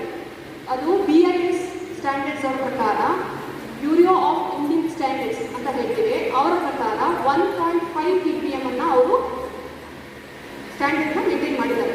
ಬಟ್ ನಾವು ತೆಗೆದುಕೊಳ್ಳೋದು ಇವಾಗ WHO ಅವರ ಒಂದು ಸ್ಟ್ಯಾಂಡರ್ಡ್ ಏನು ಹೇಳಿದ್ದಾರೆ ಅಂದರೆ 1 ppm ಹೇಳಿದ್ದಾರೆ. ಯಾಕೆಂದರೆ ದ ಲೆಸರ್ ದ ಬೆಟರ್. ಕಮ್ಮಿ ನಾವು ತಗೊಳ್ಳೋಷ್ಟು ಒಳ್ಳೆಯದು. ಅದು ಏನಾದರೂ ಜಾಸ್ತಿ ಆದರೆ ಬಾಡಿಯಲ್ಲಿ ಟಾಕ್ಸಿಸಿಟಿ ಆಗಿದೆ, ಹಾಗಾಗಿ ಕೆಲವೊಂದು ತೊಂದರೆಗಳು ಕಾಣಿಸ್ಕೊಳ್ತಾ ಹೋಗುದು. ಸೊ ಹಾಗಾಗಿ WHO ಪ್ರಕಾರ ನಾವು ಸ್ಟ್ಯಾಂಡರ್ಡನ್ನು ಮೇಂಟೈನ್ ಮಾಡಿದ್ದೀವಿ 1 ppm. ನಾವು ಅಷ್ಟನ್ನು ಕನ್ಸಿಡರೇಷನ್ ಮಾಡ್ತಾ ಇದ್ದೀವಿ. ಅರ್ಥ ಆಯ್ತಲ್ಲ? ಯಾಕೆ ಅಂತ ಹೇಳಿದ್ರೆ ಬಹಳಷ್ಟು ಸೈಂಟಿಸ್ಟ್ ಅವರು ರಿಸರ್ಚ್ ಮಾಡಿ ಈ ಫ್ಲೂರೈಡ್ ಅನ್ನೋ ಅಂಶ ಏನಿದೆ ಅದು ಅವರು ಮೈಕ್ರೋ ನ್ಯೂಟ್ರಿಯೆಂಟ್ ಒಂದು ಕ್ಲಾಸಿಫಿಕೇಶನ್ಗೆ ಹಾಕಿದ್ದಾರೆ. ಅಂದರೆ ಇದು ನಮ್ಮ ದೇಹಕ್ಕೆ ಅತಿ ಹೆಚ್ಚಾಗಿ ಬೇಕಾಗುವಂತಹ ಒಂದು ನ್ಯೂಟ್ರಿಯೆಂಟ್ ಅಲ್ಲ, ವೆರಿ ಮೈನರ್, ಅಂದರೆ ಬಹಳ ಕಮ್ಮಿಯ ಪ್ರಮಾಣದಲ್ಲಿ ಇದು ನಮಗೆ ಬೇಕು ನಮ್ಮ ದೇಹಕ್ಕೆ. ಏನಕ್ಕೆ ಬೇಕು? ಹಲ್ಲುಗಳ ಬೆಳವಣಿಗೆಗೆ ಬೇಕಾಗುತ್ತೆ, ಮೂಳೆಗಳ ಬೆಳವಣಿಗೆಗೆ ಸ್ವಲ್ಪ ಪ್ರಮಾಣದಲ್ಲಿ ಬೇಕು.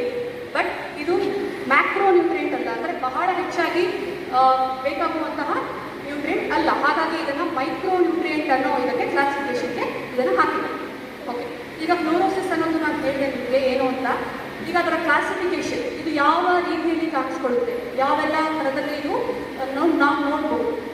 ಒಂದನೆಯದು ಡೆಂಟಲ್ ಫ್ಲೋರೋಸಿಸ್. ಸರ್ ಆಲ್ರೆಡಿ ಹೇಳಿದ್ರು, ಹಲ್ಲುಗಳಲ್ಲಿ ಬಹಳ ಒಂದು ಕಲೆಗಳು ಕಾಣಿಸ್ಕೊಳ್ಳುತ್ತೆ, ಹಲ್ಲುಗಳು ದುರ್ಬಲವಾಗುತ್ತೆ. ಆ ನಂತರ ಹಲ್ಲಲ್ಲಿರುವಂತಹ ಕ್ಯಾಲ್ಶಿಯಂಗಳು ನಿಧಾನವಾಗಿ ಆಚೆ ಹೋಗ್ತಾ ಏನಾಗುತ್ತೆ, ಹಲ್ಲುಗಳು ದುರ್ಬಲವಾಗಿ ಹಲ್ಲುಗಳು ಮುರಿಯೋ ಚಾನ್ಸಸ್ ಬಹಳ ಇರುತ್ತೆ. ಸೊ ಹಾಗಾಗಿ ಹಲ್ಲುಗಳು ತಂತಾನಾಗೆ ಮುರಿದು ಹೋಗುವಂಥದ್ದು ಆಗೋದು. ಇದು ಡೆಂಟಲ್ ಫ್ಲೋರೋಸಿಸ್. ಓಕೆ, ಎರಡನೆಯದು ಸ್ಕೆಲ್ಟಲ್ ಫ್ಲೋರೋಸಿಸ್ ಅಂತ ಹೇಳ್ಬೋದು. ಸ್ಕೆಲ್ಟಲ್ ಫ್ಲೋರೋಸಿಸ್ ಕೂಡ ಅದೇ ರೀತಿ ಆಗೋದು. ಮೊದಲಿಗೆ ನೋವು ಕಾಣಿಸ್ಕೊಳ್ಳುವಂಥದ್ದು, ಕುತ್ಕೊಳ್ಳಿಕ್ಕಾಗೋದಿಲ್ಲ, ನಿಂತ್ಕೊಳ್ಳಿಕ್ಕಾಗೋದಿಲ್ಲ, ಸ್ಟಿಫ್ನೆಸ್ ಅಂತ ಹೇಳ್ತೀವಿ, ಅಂದರೆ ಹಿಡಿದ ಹಾಗಾಗೋದು, ನೆಲದ ಮೇಲೆ ಆರಾಮಾಗಿ ಕುತ್ಕೊಳ್ಳಿಕ್ಕಾಗೋದಿಲ್ಲ, ಕಾಲು ಮಡಚಿ ಕುತ್ಕೊಳ್ಳಿಕ್ಕೆ ಕಷ್ಟ ಆಗುತ್ತೆ, ಬೆಂಡ್ ಮಾಡಲಿಕ್ಕೆ ಆಗೋದಿಲ್ಲ. ಸೊ ಈ ರೀತಿಯಾಗಿ ಎಲ್ಲ ಥರದ ಜಾಯಿಂಟ್ಸ್ಗಳಲ್ಲೂ ಕೂಡ ಈ ಒಂದು ತೊಂದರೆ ಕಾಣಿಸ್ಕೊಳ್ತಾ ಹೋಗ್ತದೆ.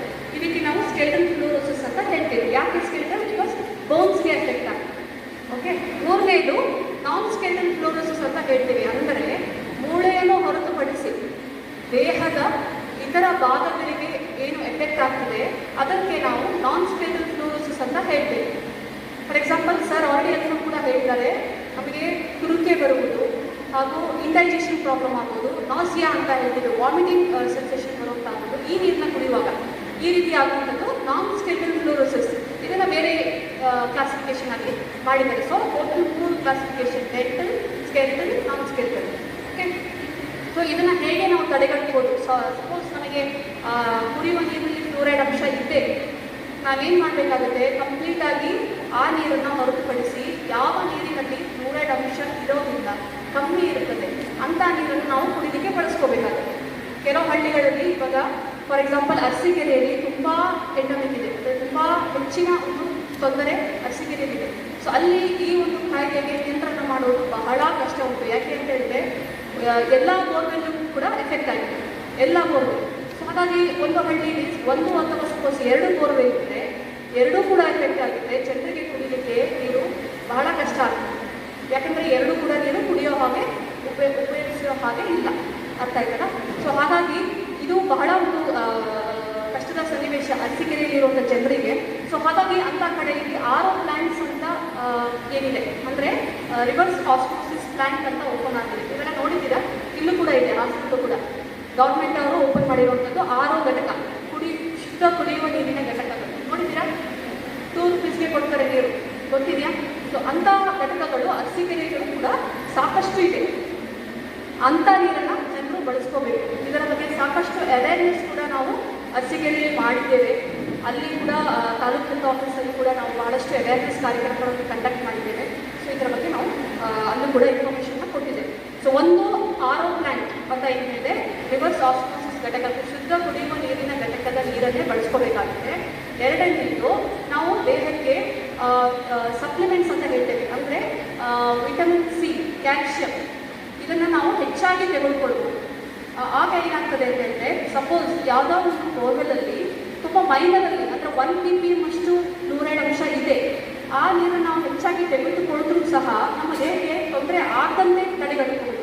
ಯಾವಾಗ ನಮ್ಮ ದೇಹದಲ್ಲಿ ಅತಿ ಹೆಚ್ಚಿನ ಒಂದು ಪ್ರಮಾಣದಲ್ಲಿ ವಿಟಮಿನ್ C ಹಾಗೂ ಕ್ಯಾಲ್ಶಿಯಂ ಕರೆಕ್ಟಾಗಿದ್ದರೆ, ಹೆಚ್ಚಾಗಿದ್ದರೆ, ಫ್ಲೂರೈಡ್ ಅನ್ನೋ ಅಂಶ ನಮ್ಮ ದೇಹಕ್ಕೆ ಯಾವುದೇ ರೀತಿ ತೊಂದರೆ ಮಾಡಲು ಸಾಧ್ಯವಾಗೋದಿಲ್ಲ.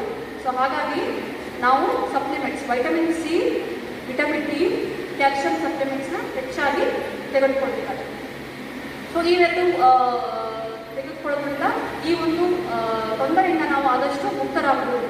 ಇದು ಜನರಲ್ ಆಗಿ, ಇಂಡಿವಿಜುವಲ್ ಆಗಿ ನಾನು ಹೇಳಿರುವಂಥದ್ದು ತೆಗೆದುಕೊಳ್ಳೋದ್ರಿಂದ ಆಗುವಂಥದ್ದು. ಬಟ್ ಓವರಾಲ್ ಆಗಿ ನೀವು ನೋಡೋದಾದರೆ ಈ ಒಂದು ಕಾಯಿಲೆ ಫ್ಲೋರೋಸಿಸ್ ಹೇಗೆ ತಡೆಗಟ್ಟಬಹುದು?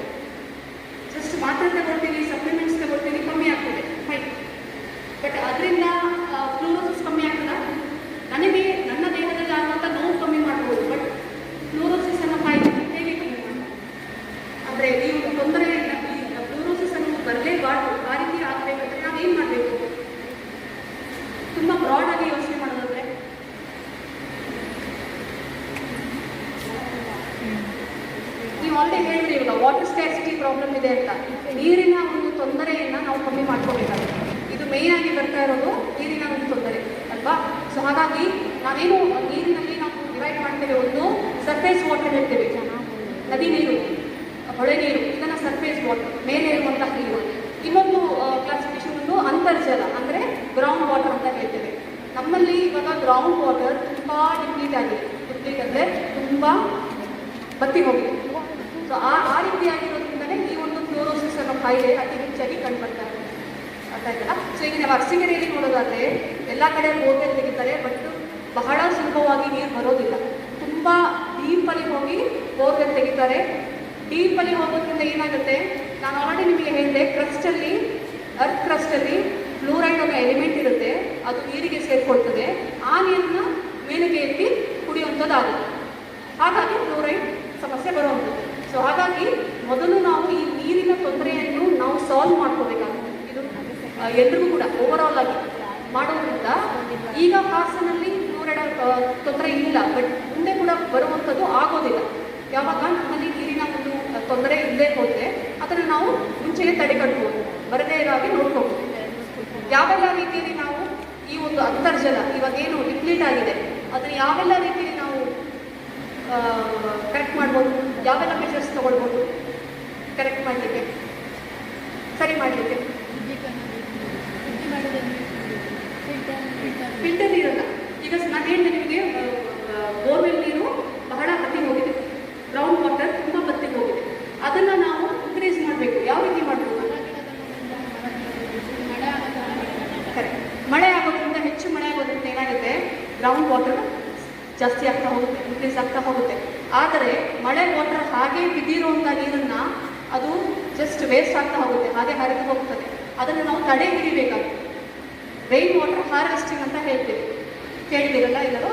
ಅದು ಎಲ್ಲ ಕಡೆ ಇಲ್ಲ, ಬಟ್ ಈಗ ಗೌರ್ಮೆಂಟ್ ಇದರಿಂದ ಕೆಲವೊಂದು ಬಿಲ್ಡಿಂಗ್ಗಳಲ್ಲಿ, ಕೆಲವೊಂದು ಕಟ್ಟಡಗಳಲ್ಲಿ ಮಾಡಬೇಕು ಅಂತ ಒಂದು ಪರ್ಮಿಷನ್ ಕೊಟ್ಟಿದ್ದಾರೆ. ಸೊ ಎಲ್ಲ ಕಡೆ ಇದು ಆಗೋದ್ರಿಂದ ಏನಾಗುತ್ತೆ, ಮಳೆ ನೀರು ಏನು ಹರಿತಾ ಇರುತ್ತೆ ಅದು ವೇಸ್ಟ್ ಆಗೋದಿಲ್ಲ. ನಾವು ಅದನ್ನು ತಡೆ ಹಿಡಿಯೋದ್ರಿಂದ ಅಷ್ಟು ನೀರನ್ನು ನಾವು ಯೂಸ್ ಮಾಡ್ಕೋಬೋದು. ಹಾಗೂ ಮಳೆ ನೀರು ನಿಮಗೆಲ್ಲ ಗೊತ್ತಿರೋ ಹಾಗೆ rain water is a purest form of water. ಅದರಲ್ಲಿ ಏನೂ ಕೂಡ ಇರೋದಿಲ್ಲ. ನೀವು ಅದನ್ನು ಬಿಸಿ ಮಾಡಿದ್ರೆ ಕೂಡ ಹಾಗೆ ಕುಡಿಬೋದು, ಏನೂ ಆಗೋದಿಲ್ಲ. ಯಾಕೆಂದರೆ it is one of the purest form of water. ಹಾಗಾಗಿ ಆ ರೈನ್ ವಾಟರ್ನ ನಾವು ತಡೆ ಹಿಡಿಯೋದ್ರಿಂದ ಬಹಳಷ್ಟು ನೀರನ್ನು ನಾವು ಸೇವ್ ಮಾಡ್ಬೋದು. ಮತ್ತು ಗ್ರೌಂಡ್ ವಾಟರ್ ರೀಚಾರ್ಜ್ ಅಂತ ಹೇಳ್ತೀವಿ. ಅಂದರೆ ನಾನು ಆಲ್ರೆಡಿ ಹೇಳಿದೆ, ಬಹಳಷ್ಟು ಗ್ರೌಂಡ್ ವಾಟರ್ ಡಿಪ್ಲೀಟ್ ಆಗಿದೆ ಅಂತ. ಈ ರೈನ್ ವಾಟರ್ನ ಡೈರೆಕ್ಟಾಗಿ ಬೋರ್ವೆಲ್ಗಳು ಎಲ್ಲಿ ಬತ್ತಿ ಹೋಗಿದೆ ಅಂಥ ಕಡೆಗೆ ರೀಚಾರ್ಜ್ ಮಾಡುವಂತಹ ಟೆಕ್ನಿಕ್ಸ್ ಕೂಡ ಇದೆ. ಅಂದರೆ ಅದನ್ನು ಹೆಚ್ಚು ಮಾಡುವುದು, ಅಂಥ ಕಡೆ ನೀರನ್ನ ಹೆಚ್ಚು ಮಾಡೋದ್ರಿಂದ ಏನಾಗುತ್ತೆ, ನೀರು ಹೆಚ್ಚಾಗ್ತಾ ಹೋಗುತ್ತೆ, ಒಳಗಡೆ ಇರುವಂತಹ ಫ್ಲೂರೈಡ್ ಅಂಶ ಡಿಸಾಲ್ವ್ ಆಗುತ್ತೆ, ಸ್ವಲ್ಪ ಪ್ರಮಾಣದಲ್ಲಿ ಕಮ್ಮಿ ಆಗ್ತಾ ಹೋಗುತ್ತೆ. ಆ ನೀರನ್ನು ನಾವು ತೆಗೆದುಕೊಳ್ಳೋದ್ರಿಂದ ಯಾವುದೇ ರೀತಿ ತೊಂದರೆ ಬರೋದಿಲ್ಲ. ಸೊ ಮೇಜರ್ ಆಗಿ ನಾವು ನೋಡೋದಾದರೆ ಇದೊಂದು ಪಬ್ಲಿಕ್ ಹೆಲ್ತ್ ಪ್ರಾಬ್ಲಮ್ ಆಗುತ್ತೆ, ಇಂಡಿವಿಜುವಲ್ ಪ್ರಾಬ್ಲಮ್ ಅಲ್ಲ ಇದು. ಆ ಬೋರ್ವೆಲ್ನಲ್ಲಿ ಫ್ಲೂರೈಡ್ ಅನ್ನೋ ಅಂಶ ಹೆಚ್ಚಿದರೆ ಒಬ್ಬರಿಗೆ ತೊಂದರೆ ಆಗೋದಿಲ್ಲ, ಇಡೀ ಕಮ್ಯುನಿಟಿಗೆ ಆಗೋವಂಥದ್ದು ತೊಂದರೆ ಇದೆ. ಸೊ ಹಾಗಾಗಿ ಇದಕ್ಕೆ ಪಬ್ಲಿಕ್ ಹೆಲ್ತ್ ಪ್ರಾಬ್ಲಮ್ ಅಂತಲೇ ಇದನ್ನು ಕ್ಯಾಟಗರೈಸ್ ಮಾಡಿ ಒಂದು ನ್ಯಾಷನಲ್ ಪ್ರೋಗ್ರಾಮನ್ನು ಇದಕ್ಕೆ ಕೊಟ್ಟಿರುವಂಥದ್ದು. ಇದು ಹಾಸನದಲ್ಲಿ 2013 ಶುರುವಾಗಿ ಇರುವಂತಹ ಪ್ರೋಗ್ರಾಮ್ ಇದು. ನಮ್ಮಲ್ಲಿ ಕೂಡ ವಾಟರ್ ಟೆಸ್ಟಿಂಗ್ ಮಾಡ್ತೇವೆ, ನಮ್ಮಲ್ಲಿ ಲ್ಯಾಬ್ ಉಂಟು. ಆದರೆ ಜಸ್ಟ್ ನಾವು ನೋಡುವಂಥದ್ದು ಫ್ಲೂರೈಡ್ ಮಾತ್ರ ನೋಡ್ತೇವೆ. ಫ್ಲೂರೈಡ್ ಅನ್ನೋ ಎಲಿಮೆಂಟ್ ಮಾತ್ರ ನೋಡಿ ನೀರಿನಲ್ಲಿ ಎಷ್ಟು ಫ್ಲೂರೈಡ್ ಇದೆ ಇಲ್ಲ ಅಂತ ತಿಳಿದು ಬರ್ತೇವೆ. ಬಟ್ ಫ್ಲೂರೈಡ್ ಅಲ್ಲದೇ ಬೇರೆ ಎಲ್ಲ ಎಲಿಮೆಂಟ್ಗಳನ್ನು ಕೂಡ ಟೆಸ್ಟ್ ಮಾಡ್ತಾರೆ ನಮ್ಮಲ್ಲಿ ಹಾಸನದಲ್ಲಿ. ಜಿಲ್ಲಾ ಪಂಚಾಯತಿಯಲ್ಲಿ rural drinking water supply division ಅಂತ ಇದೆ, ಅಲ್ಲಿ ಎಲ್ಲ ಥರದ ಎಲಿಮೆಂಟ್ಸ್ಗಳನ್ನು ಕೂಡ ಟೆಸ್ಟ್ ಮಾಡ್ತಾರೆ. ಸೊ ನೀರಿನ ಆ ಒಂದು ಸಮಸ್ಯೆ ಇದ್ದಲ್ಲಿ, ನೀರಿನಲ್ಲಿ ಏನಾದರೂ ಈಗ ನಾನ್ ಸ್ಕೆಟಿಕ್ ಫ್ಲೂರೋಸಿಸ್ ಹೇಳ್ಬೋದು, ಕುಡಿಯುವಾಗ ವಾಂತಿ ಬರೋ ಹಾಗಾಗ್ಬೋದು, ಹೊಟ್ಟೆ ಉರಿ ಬರೋ ಹಾಗಾಗ್ಬೋದು, ಅಂಥ ಸಮಸ್ಯೆ ಇದ್ದಲ್ಲಿ ನೀರನ್ನು ತಕ್ಷಣ ನೀವು ಪರೀಕ್ಷೆಗೆ ಒಳಪಡಿಸಬೇಕಾಗುತ್ತೆ. ಓಕೆ, ಒಂದು ನೀವು ಹೆಲ್ತ್ ಡಿಪಾರ್ಟ್ಮೆಂಟ್ ಇಲ್ಲಿಗೆ ಬರ್ಬೋದು, ಮತ್ತೊಂದು ನೀವು ಜಿಲ್ಲಾ ಪಂಚಾಯತ್ ಇಲ್ಲಿ ಮಾಡಿಸೋದ್ರಿಂದ ನೀರಿನಲ್ಲಿ ಎಷ್ಟು ಪ್ರಮಾಣದಲ್ಲಿ ಫ್ಲೂರೈಡ್ ಅಂಶ ಇದೆ ಅನ್ನೋದು ತಿಳಿಬರುತ್ತೆ. ಸೊ ಇಷ್ಟು ಕೂಡ ಈ ಒಂದು ಫ್ಲೂರೈಡ್ ಹಾಗೂ ಫ್ಲೋರೋಸಿಸ್ಗೆ ಸಂಬಂಧಪಟ್ಟಿದ್ದು. ನಿಮಗೆ ಇದರಲ್ಲಿ ಏನಾದರೂ ಡೌಟ್ಸ್ ಇದ್ದರೆ ಅಥವಾ ಏನಾದರೂ ಕೇಳಬೇಕನ್ನಿಸಿದ್ರೆ ನೀವು ಕೇಳಬೇಕು.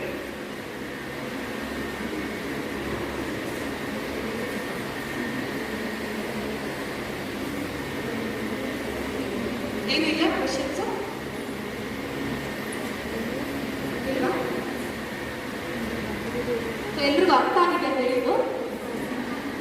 ಅರ್ಥ ಆಗಿದೆಯಲ್ಲ. ನೀವು ಆಲ್ರೆಡಿ ನೀವು ಓದಿದ್ದೀರ ಇದ್ರ ಬಗ್ಗೆ, ಸೊ ಹಾಗಾಗಿ ಏನು ಪ್ರಶ್ನೆ ಇಲ್ಲ. ಓಕೆ, ಈ ಒಂದು ನಮ್ಮ ಕಾರ್ಯಕ್ರಮದಲ್ಲಿ ಪ್ರಬಂಧ ಸ್ಪರ್ಧೆಯನ್ನು ಏರ್ಪಡಿಸಿದ್ದಾರೆ ಕಾಲೇಜಿನವರು ಹಾಗೂ ಅದಕ್ಕೆ ಬಹುಮಾನ ಕೊಟ್ಟಿದ್ದಾರೆ. ನಾನು ಎಲ್ಲರಿಗೂ ಕಂಗ್ರ್ಯಾಚುಲೇಷನ್ ಹೇಳಲಿಕ್ಕೆ ಇಷ್ಟಪಡ್ತೀನಿ. ಫಸ್ಟ್ ಆಫ್ ಆಲ್ ಪಾರ್ಟಿಸಿಪೇಟ್ ಮಾಡಿದ್ದಕ್ಕೆ ಕಂಗ್ರ್ಯಾಚುಲೇಷನ್ಸ್, ವಿನ್ನರ್ಸ್ಗೂ ಕೂಡ ಕಂಗ್ರ್ಯಾಚುಲೇಷನ್ಸ್. ಹಾಗೂ ನನಗೆ ಇಲ್ಲಿ ಇಷ್ಟು ಒಂದು ಮಾತಾಡಲಿಕ್ಕೆ ಅವಕಾಶ ಮಾಡಿಕೊಟ್ಟಂಥ ಕಾಲೇಜಿನವರು ಪ್ರಿನ್ಸಿಪಲ್ ಸರ್, HOD ಸರ್ ಹಾಗೂ ಎಲ್ಲ ಟೀಚರ್ಸ್ಗಳಿಗೆ ನನ್ನ ಧನ್ಯವಾದಗಳು. ಹಾಗೂ ನಿಮಗೂ ಕೂಡ ನನ್ನ ಧನ್ಯವಾದಗಳು. Thank you.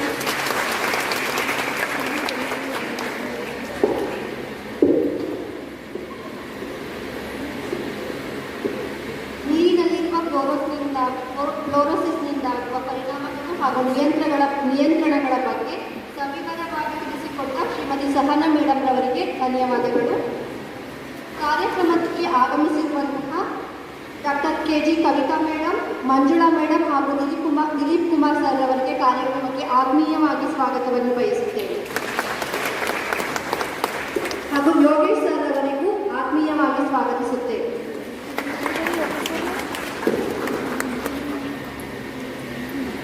ಈಗಾಗಲೇ ಕಾಲೇಜಿನಲ್ಲಿ ನಡೆಸಲಾಗಿದ್ದಂತಹ ಪ್ರಬಂಧ ಸ್ಪರ್ಧೆಯಲ್ಲಿ ವಿಜೇತರಾದ ವಿದ್ಯಾರ್ಥಿನಿಯರಿಗೆ ಬಹುಮಾನವನ್ನು ವಿತರಿಸಲಾಗಿದೆ. ಅದರಲ್ಲಿ ದ್ವಿತೀಯ ಬಹುಮಾನ 1,500 ರೂಪಾಯಿಗಳು.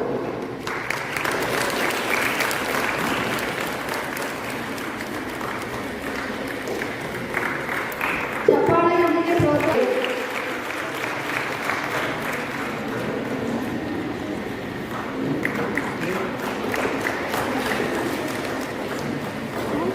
ಬಹುಮಾನ ಕಾರ್ಯಕ್ರಮ ನಡೆಸಿಕೊಟ್ಟ ಎಲ್ಲರಿಗೂ ಧನ್ಯವಾದಗಳು.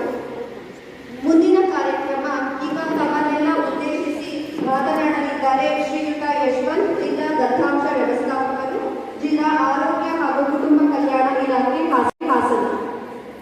ನಾನು ಸೋಷಾಲಜಿ ವಿದ್ಯಾರ್ಥಿ ಆಗಿದ್ದ ಒಂದೆರಡು ವಿಷಯನ ನಿಮ್ಮ ಜೊತೆ ಮಾತಾಡಬೇಕು. ಭಾಷಣ ಮಾಡೋದು ಅಂದರೆ ನನಗೆ ಭೂಕಂಪ, ಕಾಲು ಕೆಳಗಡೆ ಏನಾದರೂ ನಾವು ಇಲ್ಲಿ ಕೂತಿದ್ದ ಕಾಲಗಳು ನನಗೆ ಜ್ಞಾಪಕ ಬಂತು. ನನ್ನ ಕಾಲೇಜಲ್ಲೂ ಗೇಟ್ ಹಾಕ್ತಾರೆ, ಕೂರಿಸ್ಬಿಟ್ಟು ಎಲ್ಲರೂ ಎದ್ದೋಗ್ತಾರೆ ಅಂತ ಹೇಳ್ಬಿಟ್ಟು ಪ್ರಿನ್ಸಿಪಾಲರು ಆರ್ಡರ್ ಕೊಟ್ಬಿಟ್ಟು ಗೇಟ್ ಹಾಕ್ಸ್ಬಿಟ್ಟು ಹೋಗ್ತಾರೆ. ನೋಡೋಣ ಇರ್ತಿರಲಿಲ್ಲ, ಯಾವಾಗಪ್ಪ ಮುಗಿಯುತ್ತೆ ಸಮಯ ಇರ್ತಾರೆ. ಅದೆಲ್ಲ ನನಗೆ ಜ್ಞಾಪಕ ಬಂತು. ನಿಮ್ಮ ಮನಸ್ಸಲ್ಲಿ ಈಗ ಅದೇ ಓದ್ತಿರ್ಬೋದು, ಹೌದಾ? ಓಕೆ, ನನಗೆ ನಾನು ತುಂಬ ಉತ್ಸುಕನಾಗಿ ಬಂದೆ ಇಲ್ಲಿಗೆ. ತುಂಬ ಎಂಥೂಸಿಯಾಸ್ಟಿಕ್ ಆಗಿ ನಾನು ಮಾತಾಡಬೇಕು ಅಂತ ಹೇಳಿ ನಿಮ್ಮನ್ನೆಲ್ಲ ಉದ್ದೇಶಿಸಿ. ಯಾಕಂದರೆ ನೀವೆಲ್ಲ ಇಂಜಿನಿಯರ್ಸು, ಡಾಕ್ಟರ್ಸು ಸೇರ್ತಿದ್ದೀರಾ ಅಂತ. ನೀವಾ ಮತ್ತೆ ಏನು? ನಾನು ತುಂಬ ಪ್ರಜ್ಞಾಪೂರ್ವಕವಾಗಿ ಹೇಳ್ತಾ ಇದ್ದೀನಿ, ನೀವೆಲ್ಲ ಇಂಜಿನಿಯರ್ಸು ಮತ್ತು ಡಾಕ್ಟರ್ಸು ಸೇರಿದ್ದೀರಾ ಅಂತ. ನಾನು ಉತ್ಸುಕನಾಗಿ ಈ ಕಾರ್ಯಕ್ರಮಕ್ಕೆ ನಿಮಗೆಲ್ಲ ಒಂದೆರಡು ಮಾತಾಡಬೇಕಂತ ಬಂದಿದ್ದೀನಿ. ಹೋಗ್ತೀರಾ ಇಲ್ವಾ? ಯಾಕೆ ಅದನ್ನೇ ಹೇಳ್ತಿದ್ದೀನಿ. ಇಂಜಿನಿಯರಿಂಗ್ ಸ್ಟೂಡೆಂಟ್ಸು, ಡಾಕ್ಟರ್ಸು, ಈ ಸ್ಟೂಡೆಂಟ್ ಯಾರು ಸೊಸೈಟಿಗೆ ಚಿಕಿತ್ಸೆ ಕೊಡ್ತೀರೋ ಅವರು ಸೋಷಿಯಲ್ ಡಾಕ್ಟರ್ಸ್.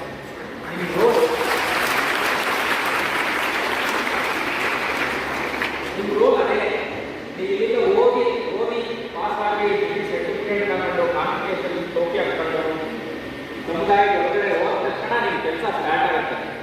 ಅವಾಗ ನೀವು ಸ್ಟಾರ್ಟ್ ಆದಾಗ ಏನು ಮಾಡ್ತೀರಾ? ನೀವು ಏನು ಮಾಡ್ತೀರಿ? ನಿಮ್ಮದೇ ಕಾನ್ಸೆಪ್ಟ್ಗಳು ಹೇಳಿ ನೋಡೋಣ.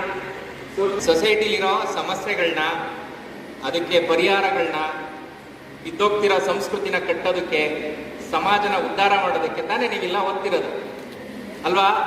ಅದಕ್ಕೆ ನಾನು ಹೇಳಿದ್ದು, ನೀವೆಲ್ಲ ಇಂಜಿನಿಯರ್ಸ್. ಯಾರು ಸೊಸೈಟಿನ ಕಟ್ಟೋದಕ್ಕೆ ಹೋಗ್ತಿರೋ ಅವರೆಲ್ಲ ಸೋಷಿಯಲ್ ಇಂಜಿನಿಯರ್ಸ್ ಅಂತ. ನಿಮ್ಮಲ್ಲಿ ಆ ಕಾನ್ಫಿಡೆನ್ಸ್ ಬರಬೇಕು. ನನಗೆ ಒಂದು ಕಾಲ ಇತ್ತು, ಆರ್ಟ್ಸ್ ಓದ್ದವರೆಲ್ಲ ಎಲ್ಲೂ ಸಲ್ಲದೆ ಇರೋರು ಆರ್ಟ್ಸಲ್ಲಿ ಬಂದು ಸಲ್ತಾರೆ ಅಂತ ಹೇಳೋರು. ನಾನು ಆರ್ಟ್ಸಿಗೆ ಸೇರಿದಾಗ ನನಗೂ ಹಂಗೆ ಅನ್ನಿಸ್ತಿತ್ತು, ನಾವು ಎಬೋ ಮಾರ್ಕ್ಕಿಂತ ಕೆಳಗಿದ್ದೀವೇನೋ, ಅದಕ್ಕೆ ನಾವು ಇಲ್ಲಿ ಬಂದು ಬಿದ್ದಿದ್ದೀವಿ. ನೋಡಿದವರೆಲ್ಲ PUCಲಿ ನನ್ನ ಜೊತೆಲಿದ್ದವರು, SLCಲಿ ನನ್ನ ಜೊತೆಲಿದ್ದವರು ಡಾಕ್ಟರ್, ಇಂಜಿನಿಯರ್ ಆಗಿದ್ದಾರೆ ಅಂತ. ಆದರೆ ನಾನು ಬಂದು ಸೊಸೈಟಿಗೆ, ಈ ಸಮುದಾಯದೊಳಗಡೆ ನಿಂತ್ಕೊಂಡು ಕೆಲಸ ಮಾಡೋಕ್ಕೆ ಸ್ಟಾರ್ಟ್ ಮಾಡಿದಾಗ ಅವ್ರಿಗಿಂತ ಏನು ನಾವು ಕಮ್ಮಿ ಇಲ್ಲ, ನಮ್ಮದು ರೋಲ್ ಇದೆ ಇಲ್ಲಿ, ನಾವು ಸಮಾಜಕ್ಕೆ ಅತ್ಯುನ್ನತವಾದ ಕೊಡುಗೆನ ಕೊಡ್ಬೋದು ಅಂತೇಳಿ ನನಗೂ ಅನ್ನಿಸ್ತು. ಕೆಲಸ ಮಾಡೋಕ್ಕೆ ಸ್ಟಾರ್ಟ್ ಮಾಡಿದಾಗ FD ಆಗ್ಬೋದು, IAS ಆಫೀಸರ್ ಆಗ್ಬೋದು, ಎಲ್ಲೋ ಕೆಲಸ ಮಾಡ್ತಾರೆ, ಎಲ್ಲೋ ಕೆಲಸ ಮಾಡ್ತಾರೆ. ಇದೇ ಸೊಸೈಟಿ ಕೆಲಸ ಮಾಡಬೇಕು, ಇದೇ ಸಮುದಾಯದ ಜೊತೆ ಕೆಲಸ ಮಾಡಬೇಕು. ಅವರಿಗೆ ಬೇಸಿಕ್ ಸೋಷಿಯಾಲಜಿ ಜ್ಞಾನ ಇಲ್ಲ, ಪರಿಜ್ಞಾನ ಇಲ್ಲ ಅಂತ ಹೇಳಿದ್ರೆ ಅವನು ಯಾವ ರಾಷ್ಟ್ರನ, ಯಾವ ಸಮಾಜನ ಕಟ್ಟಕ್ಕೆ ಸಾಧ್ಯ? ಒಂದು ಸಾಧನೆ ಮಾಡ್ಬೋದು ಅಕಾಡೆಮಿಕ್ ಆಗಿ, ಮತ್ತೆ ಆ ಸಾಧನೆಯಿಂದಾಗಿ ಅವನಿಗೆ ಯಾವುದೋ ಒಂದು ಕೆಲಸ ಸಿಗ್ಬೋದು, ಆ ಕೆಲಸದಲ್ಲಿ ಅವ್ನು ಸಂಬಳ ತಗೋಬೋದು. ಆದರೆ ಒಂದು ಸಮಾಜ ಕಟ್ಟುವಂತಹ, ಸಮಾಜನ ಮುನ್ನಡೆಸುವಂಥ ಶಕ್ತಿ ಇರೋದು ನಿಜವಾಗ್ಲೂ ಸೋಷಾಲಜಿಯ ಹಿನ್ನೆಲೆಯಿಂದ ಬಂದಂಥವನು ಯಾವುದೇ ಹುದ್ದೆಗೆ ಅಲಂಕರಿಸಿದಾಗ ಅದಕ್ಕೊಂದು ಬೆಲೆ ಬರುತ್ತೆ ಅಂತ ನಾನಾದರೂ ಅಂದ್ಕೊಂಡಿದ್ದೀನಿ. ಅನೇಕ ವಿಷಯಗಳಿದೆ ನಿಮ್ಮ ಜೊತೆ ಮಾತಾಡೋದಕ್ಕೆ. ಉದಾಹರಣೆಗೆ ಇವತ್ತಿನ ಸೋಷಿಯಲ್ ಮೀಡಿಯಾ ನಿಮ್ಮ ಕೈ, ಎಲ್ಲರ ಕೈಲೂ ಮೊಬೈಲ್ ಇದೆ ಇವತ್ತು. ಸರ್ ಹೇಳ್ತಿದ್ರು ಈ ನೋಡಿ ಹೆಂಗೆ ಕನೆಕ್ಷನ್ ಅಂತ, ಪಬ್ಲಿಕ್ ಹೆಲ್ತ್ ಬಗ್ಗೆ ಪ್ರಸ್ತಾಪ ಮಾಡಿದ್ರು ಮೇಡಮು. ಸರ್ರು ಈ ಸಂಜೀವಿನಿ ಬಗ್ಗೆ ಪ್ರಸ್ತಾಪ ಮಾಡಿದ್ರು. ಸೋಷಿಯಾಲಜಿಸ್ಟ್ಗೆ ಅಥವಾ ಸೋಷಿಯಾಲಜಿ ವಿದ್ಯಾರ್ಥಿಗೆ ಇದು ಎಲ್ಲಿಂದ ಎಲ್ಲಿಗೆ ಸಂಬಂಧ ಅಂತ ನೋಡಿ. ಪಬ್ಲಿಕ್ ಹೆಲ್ತಲ್ಲಿ ಸೋಷಿಯಾಲಜಿಸ್ಟ್ ರೋಲು ಎಷ್ಟೊಂದಿದೆ. ಸಮಾಜದಲ್ಲಿ ಹೋಗಿ ಪಬ್ಲಿಕ್ ಹೆಲ್ತ್ನ ಅವೇರ್ನೆಸ್ನ ಕೊಡೋದು ಯಾರು? ಡಾಕ್ಟರ್ಸ್ಗೆ ಹೋಗಿ 10 ನಿಮಿಷ ಟೈಮ್ ಇರಲ್ಲ ಡಾಕ್ಟರ್ಸ್ಗೆ, ಅವ್ರ ವೃತ್ತಿ ಹಂಗಿದೆ. 10 ನಿಮಿಷಕ್ಕೆ ಒಂದೊಂದು ಪೇಷಂಟ್ ಕಳಿಸ್ತಿರ್ಬೇಕು. ಆದರೆ ಆ ಪೇಷಂಟ್ನ ಸಾಮಾಜಿಕ ಹಿನ್ನೆಲೆ, ಆರ್ಥಿಕ ಹಿನ್ನೆಲೆ ಅದನ್ನೆಲ್ಲ ತಿಳ್ಕೊಂಡು ಅವನಿಗೊಂದು ಪರಿಹಾರನ ಕೊಡುವಂಥ ಕೆಲಸ ಮಾಡೋದೇ ಸೋಷಿಯಲ್ ವರ್ಕರ್ಸು ಮತ್ತು ಸೋಷಿಯಾಲಜಿ ಓದೋರು. ಆ ಕೆಲಸ ನಿಮ್ಮ ಮೇಲೆ ಜವಾಬ್ದಾರಿ ಇದೆ. ಈ ಸಂಜೀವಿನಿನೂ ಅದಕ್ಕೆ ಅವರು ಪ್ರಸ್ತಾಪ ಮಾಡಿದ್ದು. ಯಾಕೆ ಅಂತ ಹೇಳಿದ್ರೆ, ನೀವು ಈ ಸಂಜೀವಿನಿನ ನಿಮಗೋಸ್ಕರ ಬಳಸ್ಕೊಳ್ಳೋದಲ್ಲ, ನಿಮ್ಮ ಸುತ್ತಮುತ್ತ ಇರೋ ಜನಗಳಿಗೆ ಯಾರಿಗಾರು ಆರೋಗ್ಯ ಕೆಟ್ಟಿದೆ ಅಂತ ಹೇಳಿದ್ರೆ, ಬೀಯಿಂಗ್ ಎ ಸೋಷಿಯಾಲಜಿಸ್ಟ್ ಅಥವಾ ಬೀಯಿಂಗ್ ಎ ಸೋಷಿಯಾಲಜಿ ಸ್ಟೂಡೆಂಟು, ನೀವು ಈ ಸಂಜೀವಿನಿ ಆ್ಯಪಲ್ಲಿ ಕಾಲ್ ಮಾಡಿ ಡಾಕ್ಟರ್ಗೆ ಈ ವ್ಯಕ್ತಿ ಸಮಸ್ಯೆ ಹಿಂಗಿದೆ, ಇವ್ರಿಗೆ ಏನಾದ್ರು ಪರಿಹಾರ ಕೊಡಿ ಅಂತ ಕೊಡಿಸ್ಬೋದು. ನಿಮ್ಮ ಮೊಬೈಲ್ ಯೂಸ್ ಆಯ್ತಾ, ಟೆಕ್ನಾಲಜಿ ಯೂಸ್ ಆಯ್ತಾ, ಈಗೆಲ್ಲ ಹೇಳ್ತಾರೆ. ಹೆಚ್ಚಿನ ಭಾಗ ಟೀಚರ್ಸು ಮತ್ತು ಪೇರೆಂಟ್ಸು ಮೊಬೈಲ್ನ ಯೂಸ್ ಮಾಡೋದಕ್ಕೆ ಅವಾಯ್ಡ್ ಮಾಡ್ತಾರೆ. ಹೌದಾ? ಕರೆಕ್ಟಾ? ನಿಮ್ಮ ಮನೇಲೆಲ್ಲ ಹಂಗೆನಾ?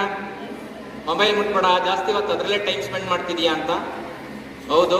ಸಸ್ಟೈನಬಲ್ ಎಜುಕೇಷನ್ ಬಗ್ಗೆ ಒಂದು ಇದು ಸೋಷಿಯಲ್ ಮೀಡಿಯಾದ ಪ್ರಭಾವ ಏನಿದೆ, ಇಂಪ್ಯಾಕ್ಟ್ ಏನಿದೆ ಅಂತೇಳಿ ಒಂದು ಸ್ಟಡಿ ಕಂಡಕ್ಟ್ ಆಗಿದೆ ಪಾಕಿಸ್ತಾನದಲ್ಲಿ.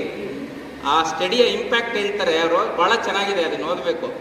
ಏನೇನೆಲ್ಲ ಅನುಕೂಲ ಆಗಿದೆ ಅಂತ ಹೇಳ್ತಿದ್ದಾರೆ, ಮತ್ತೆ ಏನೇನೆಲ್ಲ ಅನಾನುಕೂಲ ಆಗ್ತಿದೆ ಅಂತ ಹೇಳ್ತಾರೆ. ಕೊನೆಗೆ ಒಂದು ಕನ್ಕ್ಲೂಷನ್ಗೆ ಬರ್ತಾರೆ, ಅದು ಬಳಸುವವರ ನಡೆ ನುಡಿಯ ಮೇಲೆ ಅವಲಂಬಿತವಾಗಿದೆ ಅಂತ.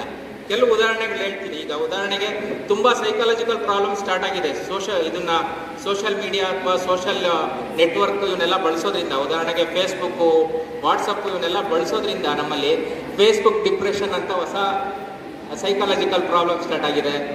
ಹಂಗೆ ನಿಮಗೆ ಇನ್ನೂ ಹೇಳ್ತಾ ಹೋದರೆ ಆಂಗ್ಸೈಟಿ ಜಾಸ್ತಿ ಆಗ್ತಿದೆ.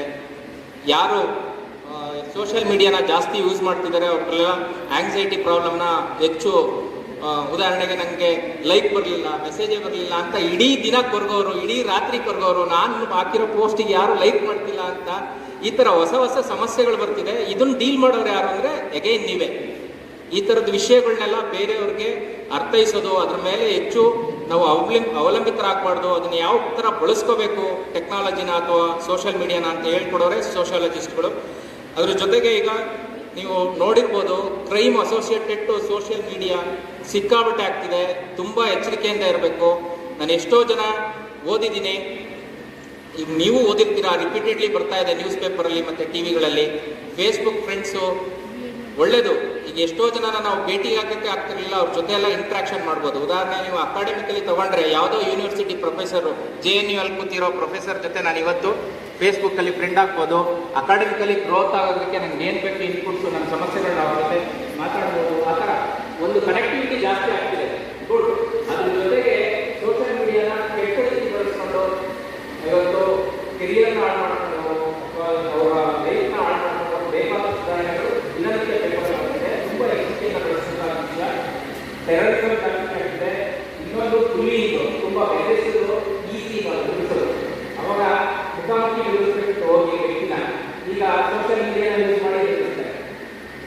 ಅದು ಎದುರಿಸೋದು ಏನಾಗುತ್ತೆ ಅಂದರೆ, ಮುಖಾಮುಖಿ ಎದುರಿಸುವಾಗ ನಾವು ಸಣ್ಣ ಸ್ಮಾಲ್ ಗ್ರೂಪಲ್ಲಿ ಇರ್ತೀವಿ, ಅಲ್ಲಿ ಆಗ್ತಿತ್ತು ಆ ಆಕ್ಟಿವಿಟಿ ಅಲ್ಲಿಯೇ ಮುಂದುವರಿತು. ಈಗ ಫೇಸ್ಬುಕ್ಕಲ್ಲಿ ಬೆದರಿಸಲಿಕ್ಕೆ ಇಡೀ ಸಮುದಾಯಕ್ಕೆ ಏನಾಗ್ತದೆ, ನನ್ನ ಬಗ್ಗೆ ಆ ಇನ್ಫೀರಿಯಾರಿಟಿ ಬೆಳೆಯಕ್ಕೆ ಸ್ಟಾರ್ಟ್ ಆಗುತ್ತೆ. ಬೆದರಿಕೆ ಕೊಡೋಕ್ಕಾಗಲ್ಲ ನನಗೆ, ನಾನು ತುಂಬ ಜನ ಬೇಕಾಗಿದ್ದೀನಿ, ತುಂಬ ಜನ ಗೊತ್ತಾಗ್ತಿದೆ, ಆ ಥರ ಭಯ ಎಲ್ಲ ಹೊಸ ಹೊಸ ಸಮಸ್ಯೆಗಳು ಇದನ್ನೆಲ್ಲ ಡೀಲ್ ಮಾಡೋದು ನೀವೇ. ಅದ್ರ ಜೊತೆಗೆ ನಾನು ಬರೀ ಕೆಟ್ಟದ್ದು ಹೇಳಿದ್ರೆ ಸರಿಯಾಗಲ್ಲ. ನನಗೆ ಆಗ ಹೇಳಿದೆ, ಪಾಕಿಸ್ತಾನದ ಯೂನಿವರ್ಸಿಟಿಲಿ ಇದರದ್ದು ಇಂಪ್ಯಾಕ್ಟ್ ಏನು ಸೋಷಿಯಲ್ ಮೀಡಿಯಾದ ಸಸ್ಟೈನಬಲ್ ಎಜುಕೇಷನ್ ಬಗ್ಗೆ ಅಂತ ಹೇಳಿದ್ದಾರೆ. ಅವರು ಒಂದು ಪಾಯಿಂಟ್ ಹೇಳಿದ್ದಾರೆ, ಏನು ಅಂತ ಹೇಳಿದ್ರೆ ಕ್ಯಾಪಿಟಲ್ ಆಫ್ ಸಿಟಿಸನ್ನ ಈ ಸೋಷಿಯಲ್ ಮೀಡಿಯಾ ಇಂಕ್ಲೂಡಿಂಗ್ ಹಣಕಾಸಿನ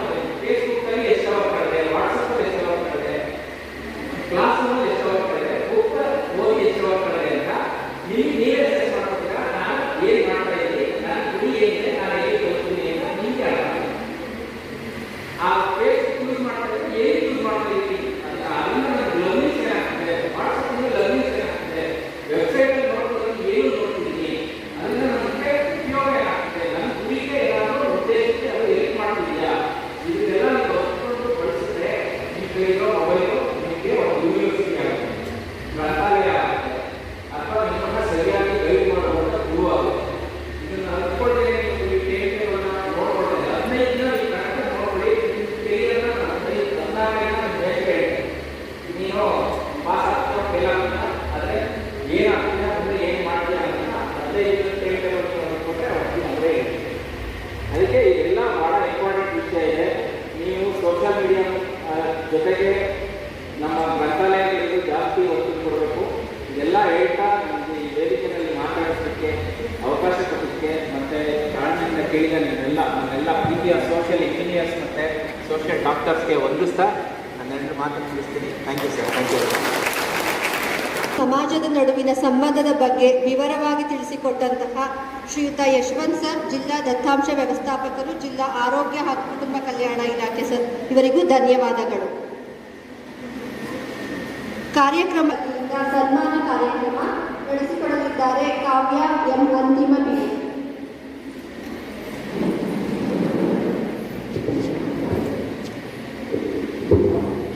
ಕಾರ್ಯಕ್ರಮದಲ್ಲಿ ಮುಖ್ಯ ಭಾಷಣಕಾರರಾಗಿ ಆಗಮಿಸಿರುವ ಶ್ರೀಮತಿ ಸಹನಾ ಮೇಡಮ್, ಜಿಲ್ಲಾ ಫ್ಲೋರೋಸಿಸ್ ಸಮಾಲೋಚಕರು, ಜಿಲ್ಲಾ ಆರೋಗ್ಯ ಹಾಗೂ ಕುಟುಂಬ ಕಲ್ಯಾಣ ಇಲಾಖೆ ಹಾಸನ, ಇವರಿಗೆ ವಿಭಾಗದ ವತಿಯಿಂದ ಸನ್ಮಾನ.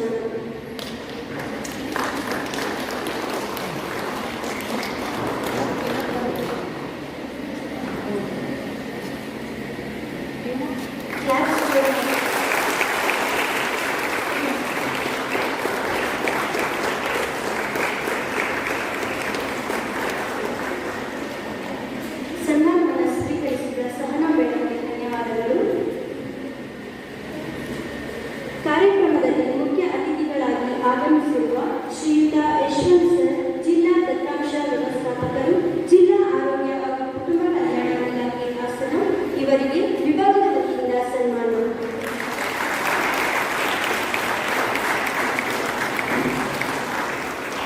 ಸನ್ಮಾನವನ್ನು ಸ್ವೀಕರಿಸಿದ ಯಶವಂತ್ ಸರ್ಗೆ ಧನ್ಯವಾದಗಳು.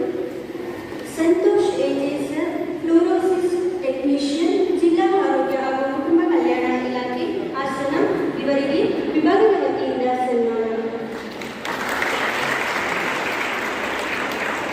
ಸಂತೋಷ್ಗೆ ಸನ್ಮಾನ. ಮುಂದಿನ ವರ್ಷ ನಮ್ಮ ವಿಭಾಗಕ್ಕೆ 20,000 ಕೊಡಬೇಕು. ಕೊಡ್ತೀಯಪ್ಪ? ಗ್ಯಾರಂಟಿ. ಪ್ರತಿ ವರ್ಷ 20,000 ಕೊಟ್ಟು 5,000 first prize 5,000, second prize 4,500, third prize winner.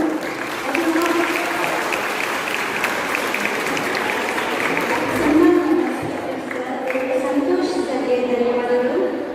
ಕಾರ್ಯಕ್ರಮದ ಅಧ್ಯಕ್ಷತೆಯನ್ನು ವಹಿಸಿದ ನಮ್ಮ ಕಾಲೇಜಿನ ಪ್ರಾಂಶುಪಾಲರಾದ ಡಾಕ್ಟರ್ ಕೆ.ಟಿ. ಕೃಷ್ಣೇಗೌಡ ಸರ್, ಮಹಿಳಾ ಪ್ರಥಮ ದರ್ಜೆ ಕಾಲೇಜು ಹಾಸನ, ಇವರಿಗೂ ವಿಭಾಗದ ವತಿಯಿಂದ ಸನ್ಮಾನ.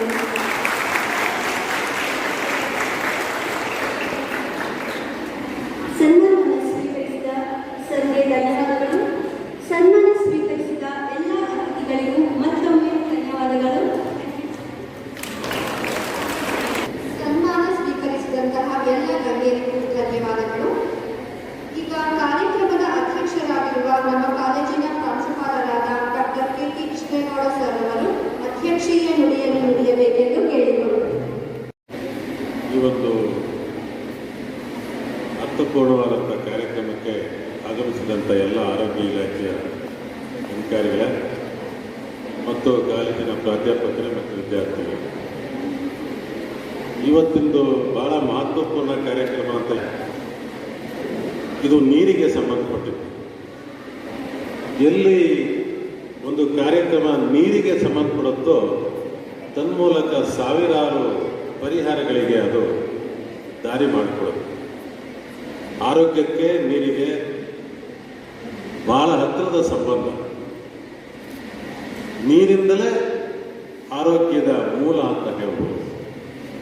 ಹಾಗಿರ್ಬೇಕಾದ್ರೆ ಇಲ್ಲಿ ನೀರಿನಿಂದ ಆಗ್ತಕ್ಕಂಥ ಒಂದು ಸಮಸ್ಯೆಯ ಬಗ್ಗೆ ಒಂದು ಚರ್ಚೆ ನಿಜವಾಗ್ಲೂ ಅರ್ಥಪೂರ್ಣವಾದದ್ದು. 4 ಜನಕ್ಕೆ ಇದರ ಬಗ್ಗೆ ಅರಿವು ಮೂಡಿದಾಗ, 4,000 ಜನಕ್ಕೆ ಅದರ ಪ್ರಯೋಜನ ಆದಾಗ ಆರೋಗ್ಯವನ್ನು ನಾವು ಈ ಒಂದು ಸಮಾಜದಲ್ಲಿ ಉಳಿಸಿಕೊಳ್ಳಕ್ಕೆ ಅಥವಾ ಕಾಪಾಡಿಕೊಳ್ಳಕ್ಕೆ ಸಹಾಯ ಆಗುತ್ತೆ. ಸಿ ವಿ ರಾಮನ್ ಅವರು ಹೇಳಿದ ರೀತಿ, water is the elixir of life. ಈ ನೀರು ಅಂತಕ್ಕಂಥದ್ದು ಅಮೃತ. ಜನ ನೀರನ್ನು ಬಿಟ್ಬಿಟ್ಟು ಬೇಕಾದಷ್ಟರದ ಅಮೃತಗಳನ್ನ ಹುಡುಕಿ ತಿರುಗ್ತಾ ಇರ್ತಾರೆ. ಅದರಲ್ಲಿ ನಿಜವಾಗ್ಲೂ ಅಮೃತ ಅಂತ ಅಂದ್ಕೊಂಡಿದ್ದಾರೆ. ಬಟ್ ಎಲ್ಲವಕ್ಕೂ ಮೂಲವಾದಂಥ ಅಮೃತ ಇರೋದು ನೀರಿನಲ್ಲಿ. ನೀರನ್ನು ಬಿಟ್ಟರೆ ಬೇರೆ ಯಾವುದೋ ಅಮೃತ ಇಲ್ಲ. ಇತ್ತು ಅಂತ ಹೇಳಿದ್ರೆ ಅದು ಸುಳ್ಳು. ದೇವ್ರು ಕುಡ್ದಾರೆ, ಅವ್ರು ಕುಡ್ದಾರೆ, ಇವ್ರು ಕುಡ್ದಾರೆ ಅಂದ್ಬಿಟ್ಟು ಸಂಜೆ ಹೊತ್ತು ಎಲ್ಲರೂ ಕುಡ್ಕೊಂಡು ಅದನ್ನು ಹುಡುಕಾಡ್ತಾ ತಿರುಗಾಡ್ತಾ ಇದ್ದಾರೆ. ಅದು ಅಮೃತ ಅಲ್ಲ, ವಿಷವನ್ನು ಕುಡಿತಾ ಇದೆ. ಆದರೆ ಎಲ್ಲ ಅಮೃತಗಳಿಗೂ ಮೂಲ ನೀರು ಅಂತ ದೊಡ್ಡ ವಿಜ್ಞಾನಿ ಸಿ ವಿ ರಾಮನ್ ಹೇಳ್ತಾರೆ. ಅದನ್ನು ಎಲಿಕ್ಸಿರ್ ಅಂತ ಕರೀತಾರೆ, ಅಮೃತ ಅಂತ ಕರೀತಾರೆ. ಅಂಥ ಒಂದು ಅಮೃತವನ್ನು ನಾವು ಸರಿಯಾದ ರೀತಿಯಲ್ಲಿ ಉಪಯೋಗಿಸಿದ್ದಲ್ಲಿ ಮಾತ್ರ ಆರೋಗ್ಯವನ್ನು ಕಾಪಾಡಿಕೊಳ್ಬಹುದು. ಅಂಥ ಒಂದು ಅಮೃತಕ್ಕೆ ಹೇಗೆ ರಾಕ್ಷಸರು ಕಿತ್ಕನಕ್ಕೆ ಬಂದಿದ್ರು ಆ ಥರ ಬೇಕಾದಷ್ಟು ಕಾರಣಗಳು ನೀರನ್ನು ಕಲುಷಿತಗೊಳ್ಳುತ್ತೆ, ತೊಂದರೆಯನ್ನು ಕೊಡುತ್ತೆ. ಅದು ಒಂದು ಮೇಡಮ್ ಹೇಳಿದ ರೀತಿ ಭೂಗರ್ಭದಲ್ಲಿ ನೀರಿಗೆ ಸೇರ್ಕೊಳ್ತಕ್ಕಂಥ ಏನೇನು ಕಂಟೆಂಟ್ಸ್ ಇದೆಯೋ ಇದೊಂದು ಕಂಟೆಂಟ್ ಅತಿ ಆದಾಗ ಏನು ಮಾಡುತ್ತೆ ಅಂತ ನೀವು ಏನಾದ್ರು ಫ್ಲೋರೋಸಿಸ್ನಿಂದ ಬಳಲ್ತಿರ್ತಕ್ಕಂಥ ಗ್ರಾಮಗಳಿಗೆ ಜನಗಳನ್ನ ನೋಡಿದಾಗ ಗೊತ್ತಾಗುತ್ತೆ ಅದರ ಎಫೆಕ್ಟ್ ಏನು, ಎಷ್ಟು ವಿಕಾರವಾಗಿರುತ್ತೆ ಬಾಡಿ, ಎಷ್ಟು ಕೈಗಳಿದಾಗಿರುತ್ತೆ, ಕುಷ್ಠರೋಗ ಬಂದಂಗಾಗಿರುತ್ತೆ, ಕಣ್ಣಲ್ಲಿ ನೀರು ಬರುತ್ತೆ. ಜಸ್ಟ್ ನೀವು ಸರ್ಚ್ ಮಾಡಿ, ಈಗ ಅದು ಇದು ಸರ್ಚ್ ಮಾಡೋಕೆ ಹೇಳ್ದಂಗೆ ಅಥವಾ just search the effects of fluorosis on children ಅಂತ ತೆಗೀರಿ, ಎಷ್ಟೆಷ್ಟು ಮಕ್ಕಳು ತಮ್ಮ ಜೀವನವನ್ನು ಕಳ್ಕೊಂಡಿದ್ದಾವೆ ಗೊತ್ತಾಗುತ್ತೆ. ಬರೀ ಅರಸೀಕೆರೆ ತಾಲೂಕಿನಲ್ಲಿ ಅತ್ಯಂತ ಹೆಚ್ಚು ಈ ಜಿಲ್ಲೆನಲ್ಲಿ. ನಿಜವಾಗ್ಲೂ ಆ ಶಿವಲಿಂಗೇಗೌಡರು ಈಗ ಮಾಡ್ತಾ ಇರ್ತಕ್ಕಂಥ ಮೇಯ್ನ್ ಕೆಲಸ ನೀರಿಗೆ ಯಾಕೆ ಆದ್ಯತೆಯನ್ನು ಕೊಡ್ತಾ ಇದ್ದಾರೆ, ಆದ್ಯತೆಯನ್ನು ಕೊಟ್ಟು ಅಷ್ಟು ಹೋರಾಡ್ತಾರೆ ಅಂದರೆ ಅದರ ಎಫೆಕ್ಟ್ ಅಲ್ಲಿ ಅಷ್ಟು ಜಾಸ್ತಿ ಆಗಿದೆ. ಈಗ ಬರ್ತಾ ಬರ್ತಾ ಅವರ ಅವಿರತ ಶ್ರಮ ಮತ್ತು ಆರೋಗ್ಯ ಇಲಾಖೆ ಮತ್ತು ಎಲ್ಲ ಇಲಾಖೆಗಳಿಂದ ಆದಷ್ಟು ಅದನ್ನು ತಗ್ಗಿಸ್ತಾ ಇದ್ದಾರೆ. ಒಬ್ಬ ವ್ಯಕ್ತಿ ಒಂದು ಒಳ್ಳೆಯದನ್ನು ಮಾಡಿದಾಗ ಅದನ್ನು ನಾವು ಗುರುತಿಸ್ಬೇಕಾಗುತ್ತೆ. ಇಡೀ ತಾಲೂಕಿನಲ್ಲಿ ಎಂಥ ಭಯಾನಕ ವಾತಾವರಣ ಇತ್ತು ಅಂದರೆ ಹೇಳಕ್ಕೆ ನೀರಿನ. ಸೊ ಇದು ನೀರಿಗೆ ಅಂಟಿದಂಥ ಒಂದು ಶಾಪ. ನೀರು ಎಲ್ಲ ಶಾಪವನ್ನು ತೊಳೆಯುತ್ತೆ, ಆದರೆ ನೀರಿಗೆ ಈ ಥರದ್ದು ಬಂದು ಅಂಟಿದೆ. ಅದನ್ನು ಓವರ್ಕಮ್ ಮಾಡಬೇಕಾಗಿತ್ತು. ಅದನ್ನು ಹೇಗೆ ನಾವು ಕಂಟ್ರೋಲ್ ತಗೋಬೇಕು ಅಂತ ಹೇಳೋದು ನಮ್ಮ ಮೇಲೆ ನಿಂತಿದೆ. ನಾವು ಅದರಿಂದಲೇ ಅವರು ಸೋಷಿಯಲ್ ಡಾಕ್ಟರ್ಸ್ ಅಂದಿತ್ತು. ಏನು ಜಸ್ಟ್ ಡಿಗ್ರಿ ತಗೊಂಡು ಎಲ್ಲೋ ನಾನು ಸೋಷಿಯಲಿಗೆ ನನಗೇನು ಕೆಲಸಕ್ಕೆ ಬರಲ್ಲ ಅಂತಲ್ಲ. You utilise that knowledge for the curing of the ಸೊಸೈಟಿಯನ್ನು ಕ್ಯೂರ್ ಮಾಡಿ. ಅಲ್ಲಿ ಇರೋದು ನಿಜವಾದಂಥ ಮೂಲ. ಅಲ್ಲೇ ಕ್ಯೂರ್ ಆದಾಗ ಡಾಕ್ಟರ್ಗಳ ಅವಶ್ಯಕತೆನೇ ಕಡಿಮೆ ಆಗ್ತಾ ಬರುತ್ತೆ. ಸೊ ಈ ರೀತಿ ಒಂದಕ್ಕೆ ಎಲ್ಲಕ್ಕೂ, ಎಲ್ಲ ಥರದ ವೃತ್ತಿಗೂ, ಎಲ್ಲ ಥರದ ಜ್ಞಾನಕ್ಕೂ, ಎಲ್ಲ ಥರದ ವ್ಯಕ್ತಿಗೂ ಒಂದಕ್ಕೊಂದು ಸಂಬಂಧ ಇರುತ್ತೆ. ಆ ಸಂಬಂಧವನ್ನು ನಾವು ಅರ್ಥ ಮಾಡಿಕೊಂಡು ಸಮಸ್ಯೆಗಳನ್ನು ಕಡಿಮೆ ಮಾಡಿದ್ದಲ್ಲಿ ಮಾತ್ರ ಈ ಸರ್ಕಾರದ ಈ ಥರದ ಕಾರ್ಯಕ್ರಮಗಳಿಗೆ ಅರ್ಥವನ್ನು ಕೊಡಬೇಕಾಗುತ್ತೆ. ನಿಜವಾಗಿ ಇವತ್ತಿಂದು ನಿಜವಾದಂಥ ಅತ್ಯಮೂಲ್ಯವಾಗಿದ್ದಂಥ ಇಲ್ಲೂ ಬರ್ತಕ್ಕಂಥ ಬೇಕಾದಷ್ಟು ವಿದ್ಯಾರ್ಥಿನಿಯರ ಊರಿನಲ್ಲೋ ಮನೆಯಲ್ಲೋ ಫ್ಲೋರೋಸಿಸ್ಸಿಂದ ಏನೇನೋ ಪ್ರಾಬ್ಲಮ್ ಆಗ್ಬೋದು, ಆಗ್ತಲೇ ಇರ್ಬೋದು, ಈಗ ಆಗ್ತಾ ಇರೋವನ್ನ ಈಗ ಕಾಪಾಡಬೇಕಾಗುತ್ತೆ. ಅದರಿಂದಲೇ ನಾನು ಹೇಳಿದ್ದು ಎಲ್ಲವಕ್ಕೂ ಮೂಲ ನೀರನ್ನು ನಾವು ಕಡೆಗಣಿಸಿದಲ್ಲಿ ಎಲ್ಲ ರೋಗಗಳಿಗೂ ನಾವು ಎಡೆ ಮಾಡಿಕೊಟ್ಟಂಗೆ, ಆಹ್ವಾನವನ್ನು ಕೊಟ್ಟಂಗೆ. ಅದನ್ನು ಮಾಡಿದಾಗ ಮಾತ್ರ ಬಹಳ ಆರೋಗ್ಯಕರವಾಗಿರ್ತಕ್ಕಂಥ ವ್ಯಕ್ತಿಗಳನ್ನು, ಆರೋಗ್ಯಕರವಾಗಿರ್ತಕ್ಕಂಥ ಸಮಾಜವನ್ನು ನಾವು ಸೃಷ್ಟಿ ಮಾಡ್ಕೋಬಹುದು, ಪಡೀಬಹುದು. ಇಲ್ಲವಾದಲ್ಲಿ ಬರೀ ಕಾರ್ಯಕ್ರಮಗಳನ್ನೇ ಹಾಕಬೇಕಾಗತ್ತೆ. 50 ವರ್ಷಗಳ ಹಿಂದಕ್ಕೆ ಹೋದಾಗ ಇದ್ದಂಥ ಬೇಕಾದಷ್ಟು ಭಯಾನಕ ರೋಗಗಳಿಗೆ ಇವತ್ತು ಮುಕ್ತಿ ಸಿಕ್ಕಿದೆ. ಪೋಲಿಯೋಗಳು ಕಡಿಮೆ ಆಗಿದೆ. ನಾನೇ ಪರ್ಸನಲಾಗಿ ಪೋಲಿಯೋ ಪೇಷೆಂಟ್. ಪೋಲಿಯೋದಿಂದ ಈಗ ಎಷ್ಟು ಜನ ಎಲ್ಲ ಅವೇರ್ನೆಸ್ ಬಂದು ಪೋಲಿಯೋ ಇಲ್ಲ. ಆ ಪೋಲಿಯೋ ಇಲ್ಲದೆ ಇರೋದ್ರಿಂದಲೇ ಇವತ್ತು ನಾವು ಅಂಗವೈಕಲ್ಯ ಇರ್ತಕ್ಕಂಥ ವ್ಯಕ್ತಿಗಳನ್ನ ಬಹಳ ಕಡಿಮೆ ನೋಡ್ತಾ ಇದ್ದೀವಿ. 25-30 ವರ್ಷದ ಹಿಂದೆ ನಾವು ಎಲ್ಲಿ ನೋಡಿದ್ರು ಆ ಥರದ ವ್ಯಕ್ತಿಗಳು ಸಿಗ್ತಾ ಇದೆ. ಸೊ ಹೀಗೆ ಒಂದು ಕಾರ್ಯಕ್ರಮ ಬಹಳ ಮಹತ್ವಪೂರ್ಣವಾಗಿ ಅದು ಕಾರ್ಯಸಿದ್ಧಿ ಆಗಬೇಕು ಅಂದರೆ ನಾವು ವಿದ್ಯಾವಂತರು ಒಂದಿಷ್ಟು ಅವೇರ್ನೆಸ್ನ ಕ್ರಿಯೇಟ್ ಮಾಡ್ತೀವಿ. ಅದೇ ರೀತಿ ಈ ಫ್ಲೋರೋಸಿಸ್ಸಿಂದ ಆಗ್ತಕ್ಕಂಥ ನೆರಳ್ತಾ ಇರ್ತಕ್ಕಂಥ ಜನಗಳನ್ನ ನಾವು ಕಾಪಾಡಬೇಕು ಅಂದರೆ ಅವೇರ್ನೆಸ್ಸು ಬಹಳ ಬೇಕಾಗುತ್ತೆ. ಸರ್ಕಾರದ ಕಾರ್ಯಕ್ರಮಗಳ ಜೊತೆಯಲ್ಲಿ ಒಳ್ಳೆ ನೀರನ್ನು ಕೊಡೋದ್ರ ಜೊತೆಯಲ್ಲಿ. ಸೊ ಹಾಗಾಗಿ ಇವತ್ತು ಸೋಷಿಯಾಲಜಿ, ನಮ್ಮ ಕಾಲೇಜಿನ ಸೋಷಿಯಾಲಜಿ ಡಿಪಾರ್ಟ್ಮೆಂಟ್ನ ಒಂದು ಅರ್ಥಪೂರ್ಣವಾಗಿರ್ತಕ್ಕಂಥ ವಿಷಯವನ್ನೇ ಎತ್ಕೊಂಡಿದ್ದಾರೆ. ವಿದ್ಯಾರ್ಥಿಗಳಿಗೆ ಪ್ರೇರಣೆ ಆಗಲಿ ಅಂತ ಕ್ಯಾಶ್ ಪ್ರೈಸನ್ನು ಕೊಡಿಸಿದ್ದಾರೆ. ಮತ್ತು ಇಲ್ಲಿ ಬಂದಂಥ ಟೆಕ್ನಿಷಿಯನ್ ಅದರಲ್ಲಿ ಭಾಳ ಎಕ್ಸ್ಪರ್ಟ್ಸ್ ಇರ್ತಕ್ಕಂಥವರಿಂದ ನಿಮಗೆ ಕೆಲವು ವಿಚಾರಗಳನ್ನ ಮುಗಿಸಿದ್ದಾರೆ. ಇದನ್ನು ನೀವು ಸುಮ್ಮನೆ ಹಗುರವಾಗಿ ತಗೋಬಾರ್ದು. ಯಾವುದೇ ಒಂದು ಕಾರ್ಯಕ್ರಮ ನಡೆದರೆ ಅದರಲ್ಲಿ ಯಾವುದೋ ಒಂದು ಅಂಶನ ನಾವು ಅಳವಡಿಸಿಕೊಂಡಿದ್ದಲ್ಲಿ ಈ ಥರದ ನಮ್ಮೆಲ್ಲ ಅತ್ಯಮೂಲ್ಯ ಕೆಲಸಗಳನ್ನು ಬಿಟ್ಟು ಒಂದು ಕಾರ್ಯಕ್ರಮವನ್ನು ಮಾಡಿದರೆ ಅದು ಅದಕ್ಕೆ ಅರ್ಥ ಸಿಗ್ಬೇಕಾಗಿರೋದಲ್ಲಿ ಅಯ್ಯೋ ಮೇಸ್ ಡಿಪಾರ್ಟ್ಮೆಂಟಲ್ಲಿ ಕರೆದು ಬಂದು ಕೂತು 4 ಜನ ಮಾತಾಡಿರೋ, ಕೆಲವರು ಹಾಗೆ ಮೊಬೈಲ್ ನೋಡಿದ್ರು, ಪ್ರಿನ್ಸಿಪಲೇ ನೋಡ್ತಾರೆ, ಪ್ರಿನ್ಸಿಪಲ್ ನೋಡ್ತಾರೆ, ಕೆಲಸ ಕಾರ್ಯಗಳು ಇರುತ್ತೆ, ಎಲ್ಲರೂ ಅದರಲ್ಲಿ ಬರ್ತಾ ಇದ್ದಾರೆ. ಇನ್ನು ನಾವು ನೋಡ್ಬಾರ್ದು ಅಂತ ಅಲ್ಲೇ ನೋಡಿ ಕಾಲಕ್ಕೆ ಏನೋ ಶಶಿಕುಮಾರ್ ಇವತ್ತರ ಅಡುಗೆ ಮಾಡಿಸ್ತಾ ಇದ್ದಾರೆ ಗಮ ಅಂತ ಇದೆ, ಒಂದು ಇದನ್ನು ಮಾಡ್ಕೊಳ್ಳೋಣ ಅಂತ ಪ್ರಯತ್ನ. ಅದರಿಂದ ಅತ್ಯಲ್ಪನಾದರೂ ಒಂದು ಪಾಯಿಂಟರು ನಮ್ಮ ತಲೆಯಲ್ಲಿ ಗೊತ್ತಿರಬೇಕು. ಹಾಗಿದ್ರೆ ಮಾತ್ರ ಕಾರ್ಯಕ್ರಮಕ್ಕೆ ಅರ್ಥವತ್ತು ಮಾತ್ರ ನಾನು ಯಾವಾಗಲೂ ಎಸ್ ಅನ್ನೋದು ನೋಡಿದ್ದೀನಿ. ಕೆಲವು ನಮಗೆ ಮೈನ್ ಆಗಬೇಕಾಗಿರೋದು ಪಠ್ಯ, ಆಮೇಲೆ ಅದು ಸಪೋರ್ಟಿಂಗ್ ಆಗಿ ಪಠ್ಯ ನೆಸರಿಯಾಗಿ ಯಾವುದೋ ಸ್ಟಾಪ್ ತೆಗೆದು ಕಾಲಹರಣ ಮಾಡಲ್ಲ. ನೀವು ಹಾಗಾಗಿ ಆ ಥರದಲ್ಲಿ ಬೈ ಫೋರ್ಸ್ ನಿಮ್ಮ ತಂದು ಕೂರಿಸ್ಕೊಳ್ಳೋದಲ್ಲ, ಬೈ ವಾಲಂಟ್ರಿ ಇಂಟ್ರೆಸ್ಟ್ ಬಂದ್ಕೊಳ್ಬೇಕು. ಇವತ್ತೇನೋ ನನಗಿದ್ರಿಂದ ಏನೋ ಸಿಗ್ಬೋದು, ನಾನು ಪಡಿಬೋದು. ಅತಿಯಾಗಿ ಎಲ್ಲ ಕಾರ್ಯಕ್ರಮ ಸಕ್ಸಸ್ ಆಗಿ ಕಾರ್ಯಕ್ರಮಕ್ಕೆ ಒಂದು ಒಳ್ಳೆಯ ಸ್ಪಂದನೆ ಸಿಕ್ಕಿದೆ. ಅದಕ್ಕೆ ಅವರಿಗೆ ನಮ್ಮ ವಿಭಾಗಕ್ಕೆ ಜೊತೆ ಮಾಡಿದಂತಹ ನಮ್ಮ ಕಾಲೇಜಿನ ಪ್ರಾಂಶುಪಾಲರಾದ ಡಾಕ್ಟರ್ KT ಕೃಷ್ಣೇಗೌಡ ಸರ್ ಅವರಿಗೆ ಧನ್ಯವಾದಗಳು. ಈಗ ಕಾರ್ಯಕ್ರಮದ ಅಂತಿಮ ಘಟ್ಟಕ್ಕೆ ತಲುಪಿದ್ದೇವೆ. ಮಾನ್ಯ DHO ಸತೀಶ್ ಕುಮಾರ್ ಯಾರು ನಮ್ಮ ಸಮಾಜಶಾಸ್ತ್ರ ವಿಭಾಗದಲ್ಲಿ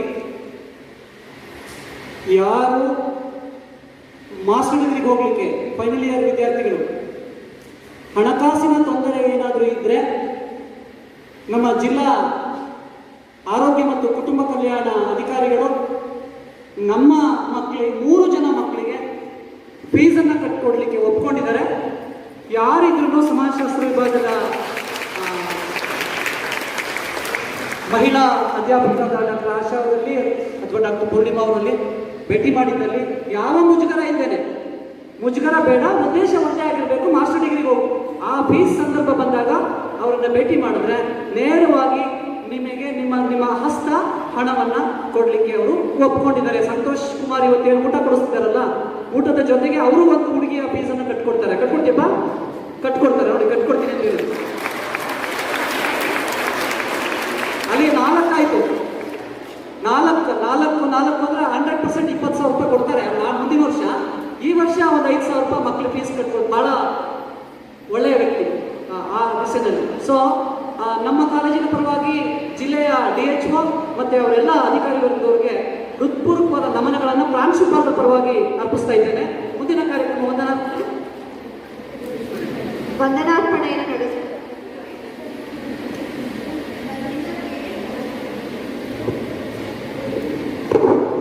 ದಯಮಾಡಿ ಲಘು ಉಪಹಾರವನ್ನು ಸೇವನೆ ಮಾಡುವಾಗ ಯಾರು ಸೋಷಿಯಲ್ ಡಿಸ್ಟೆನ್ಸ್ ಅನ್ನು ಮೇಂಟೈನ್ ಮಾಡಬೇಕು. ನೀವು ಎಲ್ಲಿ ಕುಳಿತಿರ್ತೀರಿಯೋ ಅಲ್ಲೇ ಕುಳಿತುಕೊಂಡು. ಕಾಲೇಜ್ ಸಮಾಜಶಾಸ್ತ್ರ ವಿಭಾಗ